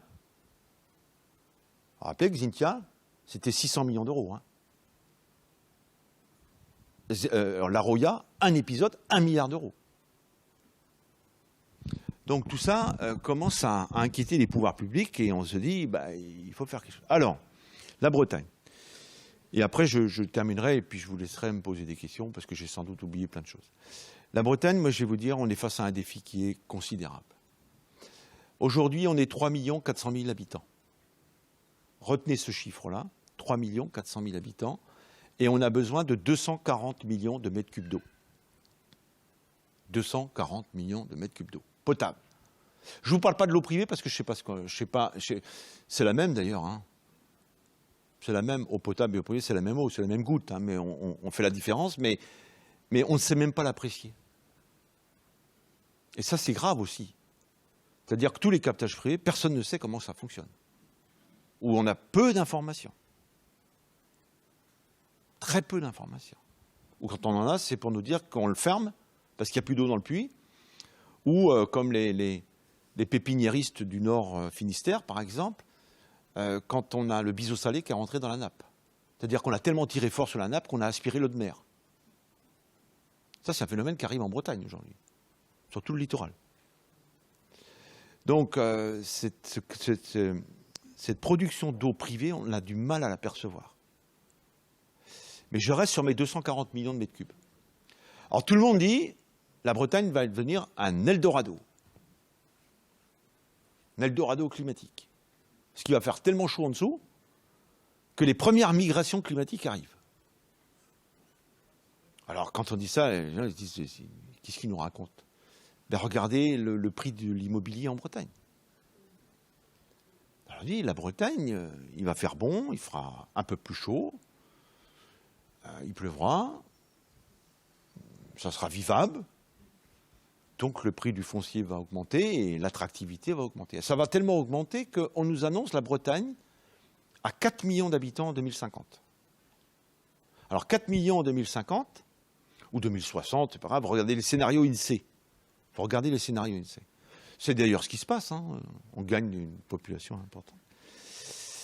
Ben, vous faites un calcul, 240 millions de mètres cubes, 3 millions 4. 4 millions, ben, ça fait qu'il faut que vous trouviez entre 50 et 60 millions de mètres cubes d'eau supplémentaires. Alors, 50 à 60 millions de mètres cubes d'eau, pour vous donner un ordre d'idée, c'est la population totale, c'est la consommation totale de production d'eau du département des Côtes-d'Armor. Alors, où on va trouver ça? Parce qu'on ne l'a pas. Hein. On ne l'a pas. On ne l'a pas. Alors, certains avaient imaginé Guerlédan. Parce que Guerlédan fait 50 millions de mètres cubes. Sauf que Guerlédan est déjà en soutien d'étiage de toutes les prises d'eau du Blavet en dessous. Guerlédan produit de l'hydroélectricité aussi. Il y a des droits d'eau.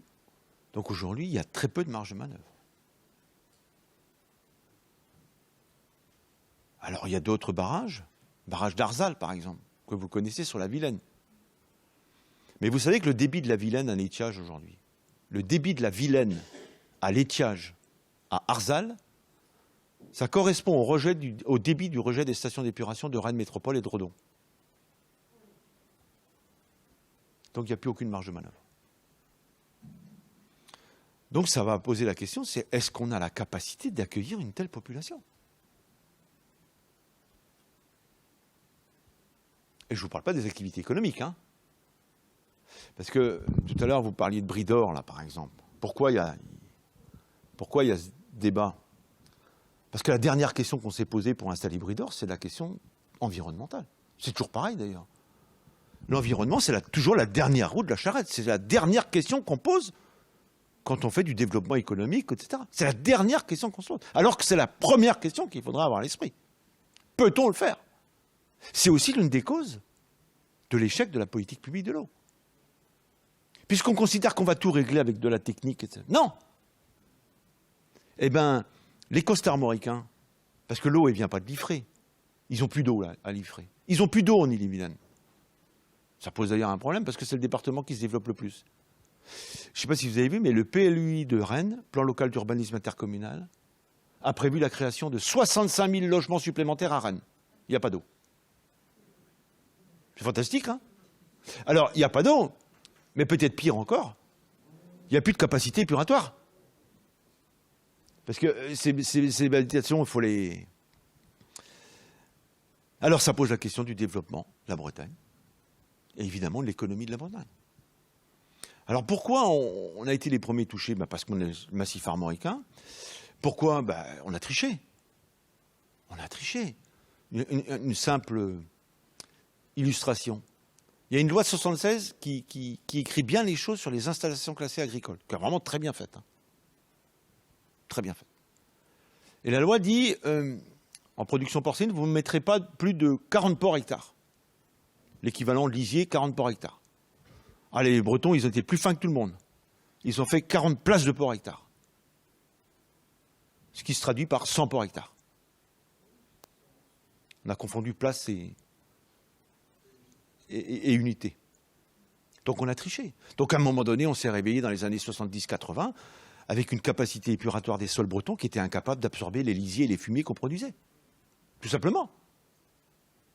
Et comme je vous ai dit tout à l'heure que c'était sensible, comme je vous ai dit tout à l'heure que c'était local, donc c'est nous qui avons produit tout ça. C'est nous qui avons produit tout ça. Enfin, attends, on s'entend. Bon, je vous mets pas dedans, là. J'essaie d'expliquer. Donc, évidemment que l'agriculture et le modèle agricole, et le modèle industriel impactera la qualité de l'eau. Évidemment. Évidemment. Et vous avez vu le titre du Ouest France aujourd'hui, hein, sur les bassines. Je ne veux pas faire de publicité à Ouest France, mais enfin, c'était le titre, pleine page, bassines, etc. Parce que dans les Deux-Sèvres, là, on n'est pas loin de la guerre civile, hein, sur le sujet. Hein.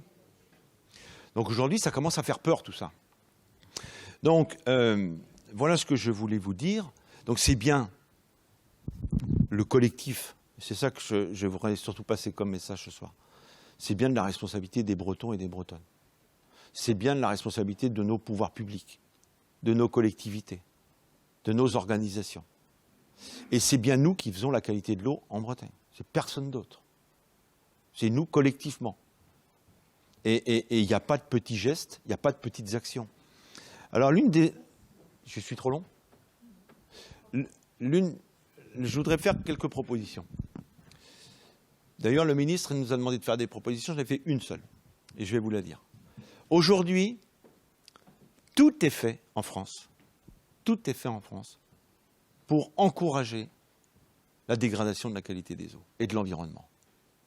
Plus vous urbanisez, plus vous imperméabilisez, plus vous vous développez, plus vous payez de taxes. Plus vous urbanisez, plus vous avez de DGF, plus vous avez de fiscalité locale, plus vous avez d'aides de partout. Et à l'inverse, quand vous préservez le bien commun, l'eau, la biodiversité, les zones humides, les talus, monsieur, là, vous avez que vos yeux pour pleurer. Vous mettez la contrainte, le propriétaire ne reçoit rien, l'exploitant ne reçoit rien, et la commune concernée ne reçoit rien. C'est-à-dire que dans notre mental collectif, la protection de l'environnement, c'est de la décroissance. Ce qui est une bêtise sans nom. Et aujourd'hui, pour gagner, je crois, ce défi, il faut considérer que la question environnementale, c'est la question première et qu'il faut tout faire pour l'encourager. Et je dis, même aux urbains, qu'ils ne payent pas les services rendus par la nature organisés par les ruraux. Et qu'il faut changer cela.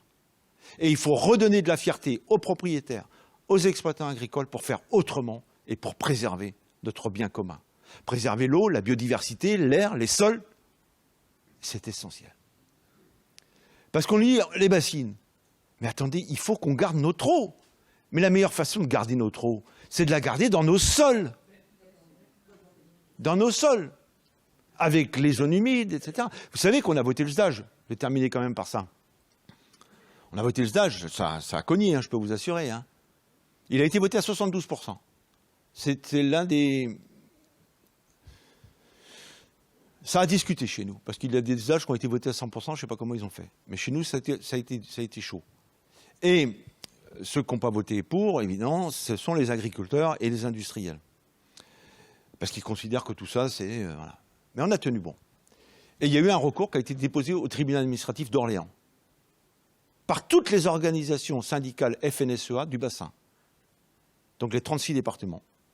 Ils ont déposé un recours en disant qu'on était trop ambitieux sur la préservation des zones humides. Voilà, ça c'était après l'été, après ce qu'on venait de dire. Donc vous voyez, c'est ça aujourd'hui, ce qui se passe aujourd'hui. Et c'est ça qui est grave. Donc il faut éviter cette guerre de l'eau, il faut le faire ensemble, il faut aider ceux qui ont les bonnes pratiques. Et encore une fois, vous savez, moi je l'ai souvent dit, mais quand vous votez la politique agricole commune, c'est la politique agricole commune qui soutient le revenu des exploitants. Si la politique agricole commune ne parle pas à la politique de l'eau, mais ça ne sert à rien. Ça ne sert à rien.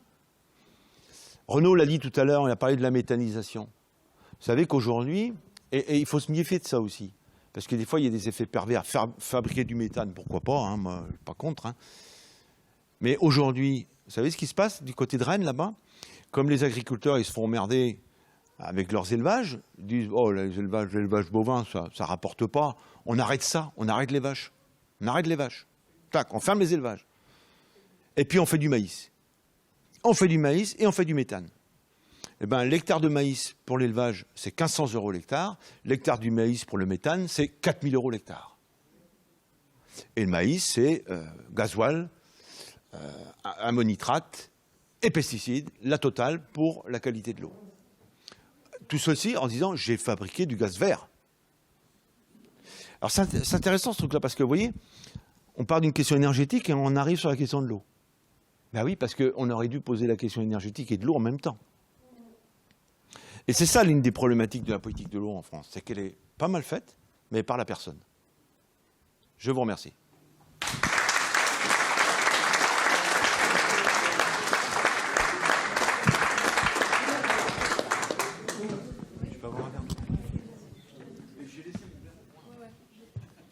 Est-ce qu'il y a une première question pour Thierry?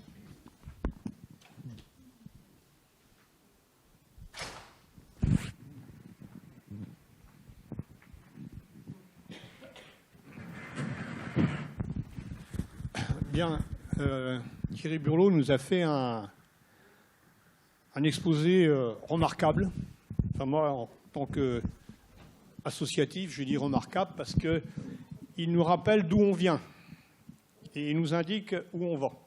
Bon, on a eu certaines divergences sur un certain nombre de points, mais je pense que c'est un grand connaisseur de la situation de l'eau ici en Bretagne et à l'échelle Loire-Bretagne. Mais je crois que, effectivement, si on veut gagner, il faut aussi rappeler, tu l'as esquissé, il faut aussi rappeler que malgré le discours noir qu'on peut faire, le constat assez gravissime sur la situation de l'eau en Bretagne, paradoxalement, tu l'as dit, eh bien, c'est moins pire qu'ailleurs. C'est moins pire qu'ailleurs, et ça, il faut le dire. Et pourquoi c'est moins pire qu'ailleurs? D'une part, parce qu'on est aidé par la météo, tu l'as dit, la pluviométrie, mais pas que. Pas que. Parce qu'en Bretagne, il y a une tradition de combat associatif avec Eau et Rivière Bretagne depuis les années 60-69, qui est, d'ailleurs, Eau et Rivière est née à Carré, ici, en 69. Il faut quand même le rappeler aussi. Et c'est cette mobilisation associative et citoyenne, en lien avec aussi certains élus, avec la mise en place d'outils, tu ne l'as pas évoqué, parce qu'on serait là jusqu'à demain matin, les SAGE, les schémas d'aménagement et de gestion des eaux. Il y a eu des aspects positifs, et la Bretagne a été en pointe là-dessus. Parce qu'il y a eu une certaine collaboration, et il y a eu du chasse-blau dans les réunions pour bâtir les SAGE sur les Lornes, sur l'Aulne, sur toutes les rivières. Ça a été un sacré boulot. Et Eau et Rivière étaient à la manœuvre, et certaines sociétés de pêche et certaines fédérations de pêche. Mais je crois que ça, c'est très important, parce que si on a à présenter aux générations qui arrivent, à nos enfants et nos petits-enfants, le constat qu'on a fait ce soir, qui malheureusement qui donne des frissons, mais il y a plein de gens, les militants qui se battent depuis 40-50 ans en Bretagne, ils le savent, ça plus ou moins, on ne parlait pas encore de réchauffement climatique, mais on avait annoncé la catastrophe avec les nitrates, etc. Mais on a réussi à obtenir des résultats sur certaines formes de pollution. Et ça, il faut le rappeler. Moi, j'ai connu les Lornes et d'autres collègues ici sur l'Aulne, partout. C'était des égouts à ciel ouvert. Des égouts à ciel ouvert parce que les laiteries crachaient directement dans les rivières, les carrières crachaient directement dans les rivières, les villes n'avaient pratiquement pas de station d'épuration. Ça, il faut le rappeler aux jeunes. Parce qu'on a l'impression aujourd'hui, quand on prend le discours classique du moment, bah oui, avant c'était vachement mieux, et là on va vers la catastrophe. Ben, c'est pas aussi simple que ça. Heureusement que c'est pas aussi simple que ça. Et je dis ça parce que moi je suis un vieux maintenant, mais il faut que les militants, parce qu'on ne voit pas beaucoup de jeunes militants associatifs dans l'environnement, il y en a quelques-uns, on n'en voit pas énormément. Eh bien, ce combat-là, il faut qu'on le mène ensemble. Et la Bretagne a été un exemple, malgré toutes les turpitudes, tout ce dont on a pu parler par rapport à ce fameux lobby agricole, ça a été un exemple. Et donc, je crois qu'on est obligé de se mobiliser à fond, là, aujourd'hui. À fond, face à ces menaces énormes. Et je terminerai sur le fait qu'il faut savoir aussi qui on a en face de nous. On a en face de nous, et ça je le dis ce soir, ils seraient là, ils le savent d'ailleurs, je le dirai de la même manière, je veux parler du lobby agricole. Je fais la différence entre les agriculteurs, et il ne faut pas parler des agriculteurs de manière générale. Il y a des agriculteurs qui font un travail remarquable, mais qui sont en but à un tas de difficultés. Et il y a à côté le lobby. Ce lobby, c'est la FDSEA, il faut les appeler par leur nom, la FNSEA. Ils ont flingué nos ressources en eau, ils ont largement contribué à flinguer nos ressources en eau. Ils ont flingué leur propre profession au niveau social. Ils sont en train de faire un désert de la Bretagne. Il restera un agriculteur dans chaque commune. Donc, échec environnemental, échec social, échec économique. Et ces gens-là, ils en redemandent aujourd'hui. Nous, on les a en face de nous, sur les Lornes, dans le Sage et Lorne. C'est un lobby. Ils maintiennent tout, dans tous les domaines. Dans les finances, les assurances. Et on peut, je ne vais pas désigner de non-sœurs, ils ne sont pas là. Mais nous, sur notre propre petit bassin versant de l'Eure, enfin petit bassin, pas si petit que ça, puisqu'il alimente plus de 300 000 Finistériens en eau, on sait qu'est-ce qu'il y a en face. Ils ont tout phagocyté. Et si les hommes politiques, au niveau local, n'ont pas plus de courage, il y en a un certain nombre qui ont du courage, mais il va falloir avoir énormément de courage pour arriver à arrêter ce processus diabolique. Ce n'est pas plus tard qu'il y a 3-4 jours dans l'Ouest de France, il y a un scientifique qui travaille sur le contrat de rade de Brest qui est reparti, là, qui est relancé, parce que c'est un échec. Donc il faut remettre sur l'ouvrage, il faut dépolluer. Et là, le mot qu'a cité le scientifique qui est responsable de cette affaire, il était très fort. Il dit qu'il faudra beaucoup de courage politique pour arriver à retrouver une situation qui va être très difficile du fait du changement climatique. Mais ce courage politique, il n'aura lieu aussi que si les citoyens et les associations se mobilisent. Les hommes politiques ne peuvent pas tout seuls. Mais il faut savoir qu'en face, on a quelque chose de très fort, de très toxique. Donc c'est ce lobby, j'insiste, c'est ce lobby agricole. Ça, il faut être conscient de cette affaire-là.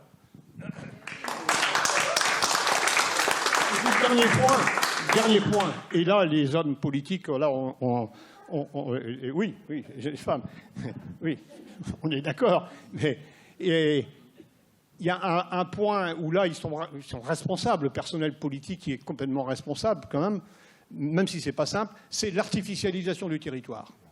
Ça, c'est la catastrophe. Les deux grandes catastrophes pour nous, ce bassin de l'Orne et ailleurs, c'est l'intensification à outrance de l'agriculture, et ça continue. Il y a la moitié des agriculteurs qui vont dégager dans les 10 ans qui viennent.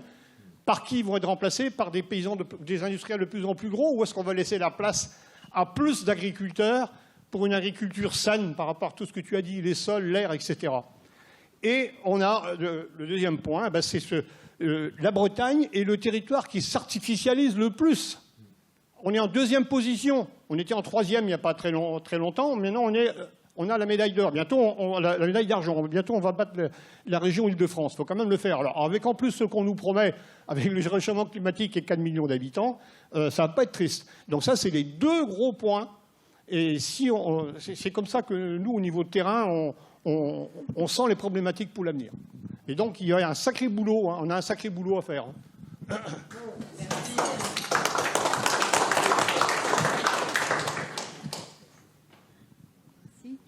Alors, j'avais d'abord une petite remarque par rapport à ce que vous avez dit par rapport au captage privé. Alors, bon, là-dessus, il peut y avoir une question, effectivement. Pourquoi n'y a-t-il aucune information, puisque ces élevages nous prélèvent une eau très pure, alors que nous avons les eaux de surface qui sont maintes fois traitées. Eux arrivent à prélever une eau qui va disparaître et qui va se finir. Pour moi, vous avez dit les captages privés, on n'a aucune information sur leur production. Et pour moi, c'est pas une production, c'est un prélèvement qu'ils font sur des réserves naturelles, un prélèvement commun. Ils prélèvent notre bien commun sans rien demander et sans rien payer à personne, ce qui est absolument anormal. Et je pense que c'est très facile à calculer combien ils prélèvent, parce qu'il suffit de calculer quelle quantité d'élevage de cheptel ils ont, et le calcul est assez facile. À partir de là, calculer, comme nous, chaque particulier, on paye sur notre facture environ peut-être 36 € pour 120 mètres cubes. Et d'ailleurs, c'est graduel, donc c'est absolument pas normal, quoi. Voilà. Donc j'avais cette question. Je m'excuse que Monsieur a parlé quand c'est une femme. J'ai remarqué souvent, c'est ce que j'ai dit à Monsieur Burlot tout à l'heure, puisque j'étais à la journée du sage. Je lui disais que les femmes ont très peu parlé, et dès qu'une femme parle, on lui dit dépêchez-vous. Donc j'ai envie de terminer. Je m'excuse. D'accord. Voilà, ça m'est dit aussi. Voilà. Donc je voudrais terminer sur ce que j'ai à dire, bien que je vais être beaucoup plus brève que monsieur, même si c'était très intéressant et je suis entièrement d'accord avec ce qu'il dit. Donc, en fait, je vais même appuyer le trait sur ce que monsieur a dit. quand quelqu'un ou quand un groupe de personnes ou quand la pression populaire sera-t-elle assez forte pour que nous puissions dire stop à ce type d'agriculture industrielle et à l'agroalimentaire, puisque à un moment donné, justement, pour éviter cette guerre de l'eau, maintenant, si on se dit, si dès maintenant on se disait mais on change, aïe, comment on va changer le système? Maintenant on le change, on arrête ce système et comment, combien d'années on se donne, mais aussi même maintenant, parce que là, dans 10-12 ans, ou dans peut-être bien avant, peut-être dans 2-3 ans, il va y avoir des problèmes capitaux. Et effectivement, ça va vraiment être la guerre de l'eau. Là encore, on peut encore l'éviter si il y a des gens politiques comme vous et des gens qui sont dans la rue et qui disent non, on arrête pour le bien de tous et pour le bien aussi de ces gens-là, parce que là, ils vont avoir un problème capital, quoi. Voilà. Je te laisse répondre. J'essaie.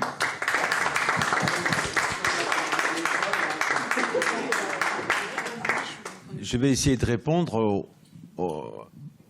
D'abord, Jean-Yves, on a de la chance en Bretagne d'avoir eu une association comme Eau et Rivière et cette mobilisation citoyenne. C'est vraiment... ils ont permis d'éviter le pire.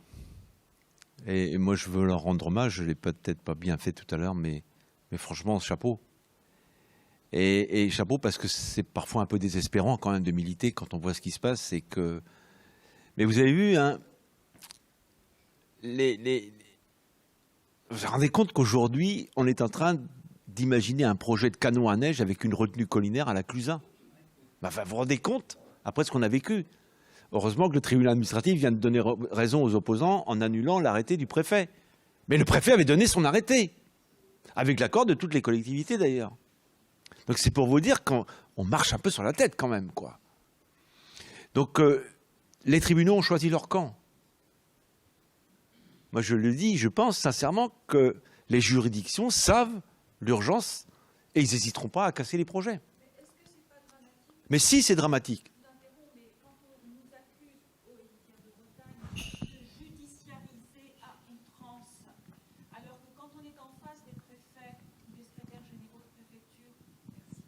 Au CODERST ou dans les commissions consultatives et qu'on dit au préfet, attention monsieur le préfet, si vous signez cet arrêté-là, vous savez qu'il est illégal parce que les normes ne sont pas respectées. Et Dieu sait que les normes, c'est du délire total, je pense qu'on est tous d'accord là-dessus.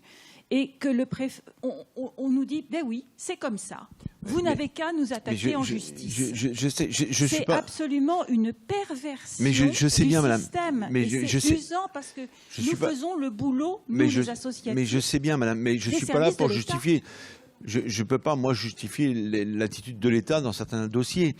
Mais ce que je constate quand même, c'est que face à l'urgence climatique, etc., on s'aperçoit que les recours aujourd'hui contentieux sur ces questions-là sont souvent gagnés par les associations qui mettent d'ailleurs beaucoup de compétences, de sérieux, et ils savent ce qu'ils font. Ils ne le font pas par plaisir, comme vous l'avez fort bien dit, madame. Donc c'est évident qu'aujourd'hui, les choses sont en train de changer. Et que les préfets, aujourd'hui, se méfient, évidemment. Mais pendant de nombreuses années, l'administration a été complice d'un certain mode de développement. Évidemment, on le sait tous. Bon. Pour répondre... donc moi je suis complètement d'accord sur artificialisation et préservation. Hein. Et si on aidait plus ceux qui protègent, ça serait quand même la bonne idée aussi. Hein. Quand je dis protéger plus, c'est-à-dire... parce que vous savez, moi je suis sur le Trieux, moi, enfin à côté du Trieux. Il y a des communes sur le Trieux qui ont 40 à 50% de leur territoire en zone humide. Et moi je connais des maires qui gèrent des espaces comme ça, qui ont décidé de les classer, de les préserver, etc. Ils n'ont que la contrainte, ils n'ont rien en retour de ceux qui tirent bénéfice de cette eau qu'ils utilisent. C'est pas normal. C'est pas normal. Donc il faut mettre en place des solidarités entre l'amont, l'aval, la ville, la campagne. Parce que la préservation de notre environnement, de notre bien commun, ça nécessite aussi des moyens. Et on sait bien que quand on est dans un secteur boisé, de zone humide, de landes, etc., on n'a pas la même productivité que dans une plaine. Et là où il faut aider, c'est plutôt là où c'est difficile. Alors sur la propriété de l'eau, moi je vais vous dire qu'on est incapable aujourd'hui de dire en Bretagne quel est le volume d'eau prélevé par les privés. Incapable. Pourquoi? Parce que Parce que c'est un peu du n'importe quoi. Moi, j'ai le droit de faire un trou, je suis chez moi, la loi vous donne le droit de faire le trou. Alors, la réglementation est tellement mal faite qu'il faut que le trou soit supérieur, si vous faites un forage, je crois, à 50 mètres, pour que vous soyez soumis au régime de déclaration. Même pas d'autorisation, de déclaration. Et pourquoi ils ne sont pas déclarés, vous savez? Parce que quand vous les déclarez, vous déclarez un prélèvement, vous payez une taxe. Et comme personne ne veut payer de taxe, ben on ne déclare pas le truc. Et les agences de l'eau qui sont chargées de collecter les taxes, que ce soit de l'eau privée et de l'eau publique, ben en Bretagne, on collecte quasiment rien. Et tout le monde le sait, y compris l'État. Alors ça fait partie de ce qu'on m'a expliqué, des coûts annexes de l'agriculture qu'on ne veut pas intégrer. Ben quand on sait qu'une vache consomme plus de 100 litres d'eau par jour, on ne peut quand même pas mésestimer la question de l'eau, quoi. Mais vous avez raison. À partir du moment où on connaît le cheptel, on devrait être capable de dire les moyens à mettre en œuvre, etc. Mais il y a un collègue agriculteur qui me disait la semaine dernière, il dit, moi, tu sais, Thierry, depuis un mois, je suis sur le réseau public. Je suis sur le réseau public parce que mon forage ou ma source, elle est tarie. Enfin, elle est tarie, elle a diminué. Donc, j'ai plus d'eau dans mon puits. Et il me dit, ça va me coûter 8 000 €. Vous vous rendez compte? 8 000 €. Donc, on a constaté ces dernières années un transfert de l'eau publique, de l'eau privée vers le réseau public. Et notamment à l'agroalimentaire. Pourquoi? Parce qu'aujourd'hui, pour fabriquer de l'alimentation, notamment à l'exportation, notamment pour des pays comme la Chine, les Chinois ils disent « Ok, on achète vos produits, mais il y a une condition. Il faut qu'il y ait une sécurité alimentaire sur l'eau que vous utilisez dans vos process. » Et comme cette sécurité alimentaire, cette sécurité sur l'eau, ils ne peuvent pas l'avoir sur leur captage privé, ils passent sur le captage public.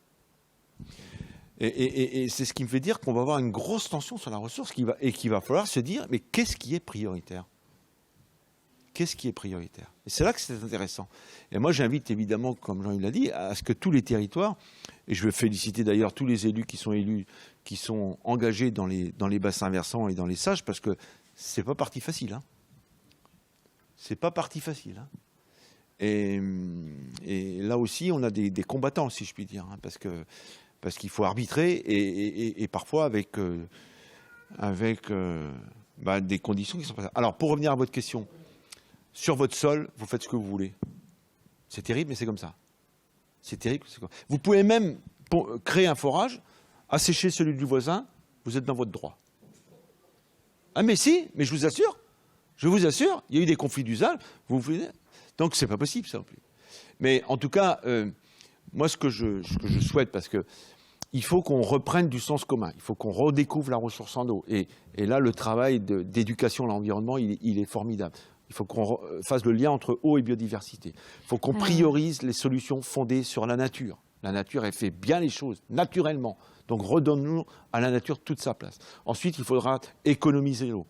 Il faudra réutiliser l'eau. Vous savez que la quantité d'eau qu'on peut jeter, mais c'est phénoménal. Et de l'eau, parfois, qui n'a été que peu dégradée, quoi. Donc, travailler sur les économies dans les process industriels, dans la réutilisation des eaux, tout ça sont des vraies pistes de travail. Mais comme Jean-Yves l'a dit, il faut qu'on fasse ça ensemble, collectivement, avec un langage de vérité. On n'a pas le droit de tricher, on n'a plus le droit de tricher. On sait les choses. Et vous savez, moi, je me rends compte que c'est finalement au plus près qu'on trouve les bonnes solutions. Et plus vous vous éloignez de la ressource en eau, plus vous vous éloignez du terrain, plus vous avez des gens qui se perdent dans des histoires et qui disent n'importe quoi. Vous savez, en local, les gens, ils savent où passe la rivière, où passe la source, qui s'utilise, etc. Et quand il y a des débordements, tout le monde le sait. Thierry, alors, sur l'eau, vous savez, il y en a pour tout le monde, hein, parce qu'on parle... Sur l'eau, il y en a pour tout le monde. Je vais raconter une anecdote encore. Sur le Trieux, que je connais bien, on a la zone ostréicole de Paimpol.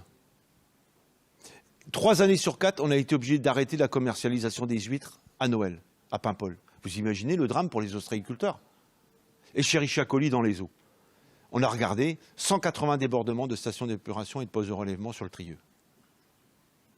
Je répète, 180 débordements sur les postes de relèvement et les stations d'épuration. Pourquoi?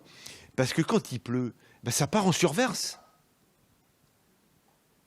Vous savez qu'il y a encore beaucoup de communes où il y a des doubles réseaux, c'est-à-dire qu'on mélange le pluvial avec l'eau usée. Et pas des communes pauvres. Hein. C'est notamment les communes du littoral qui, historiquement, avaient été les premières assainies, où on mettait tout dans le même tuyau. Je suis désolée Thierry, je vais devoir t'arrêter là. En fait, on est obligé de rendre la salle à 21h et on voudrait vous laisser un peu de temps pour prendre un petit apéritif et continuer la discussion. Thierry, il y avait des questions pour toi.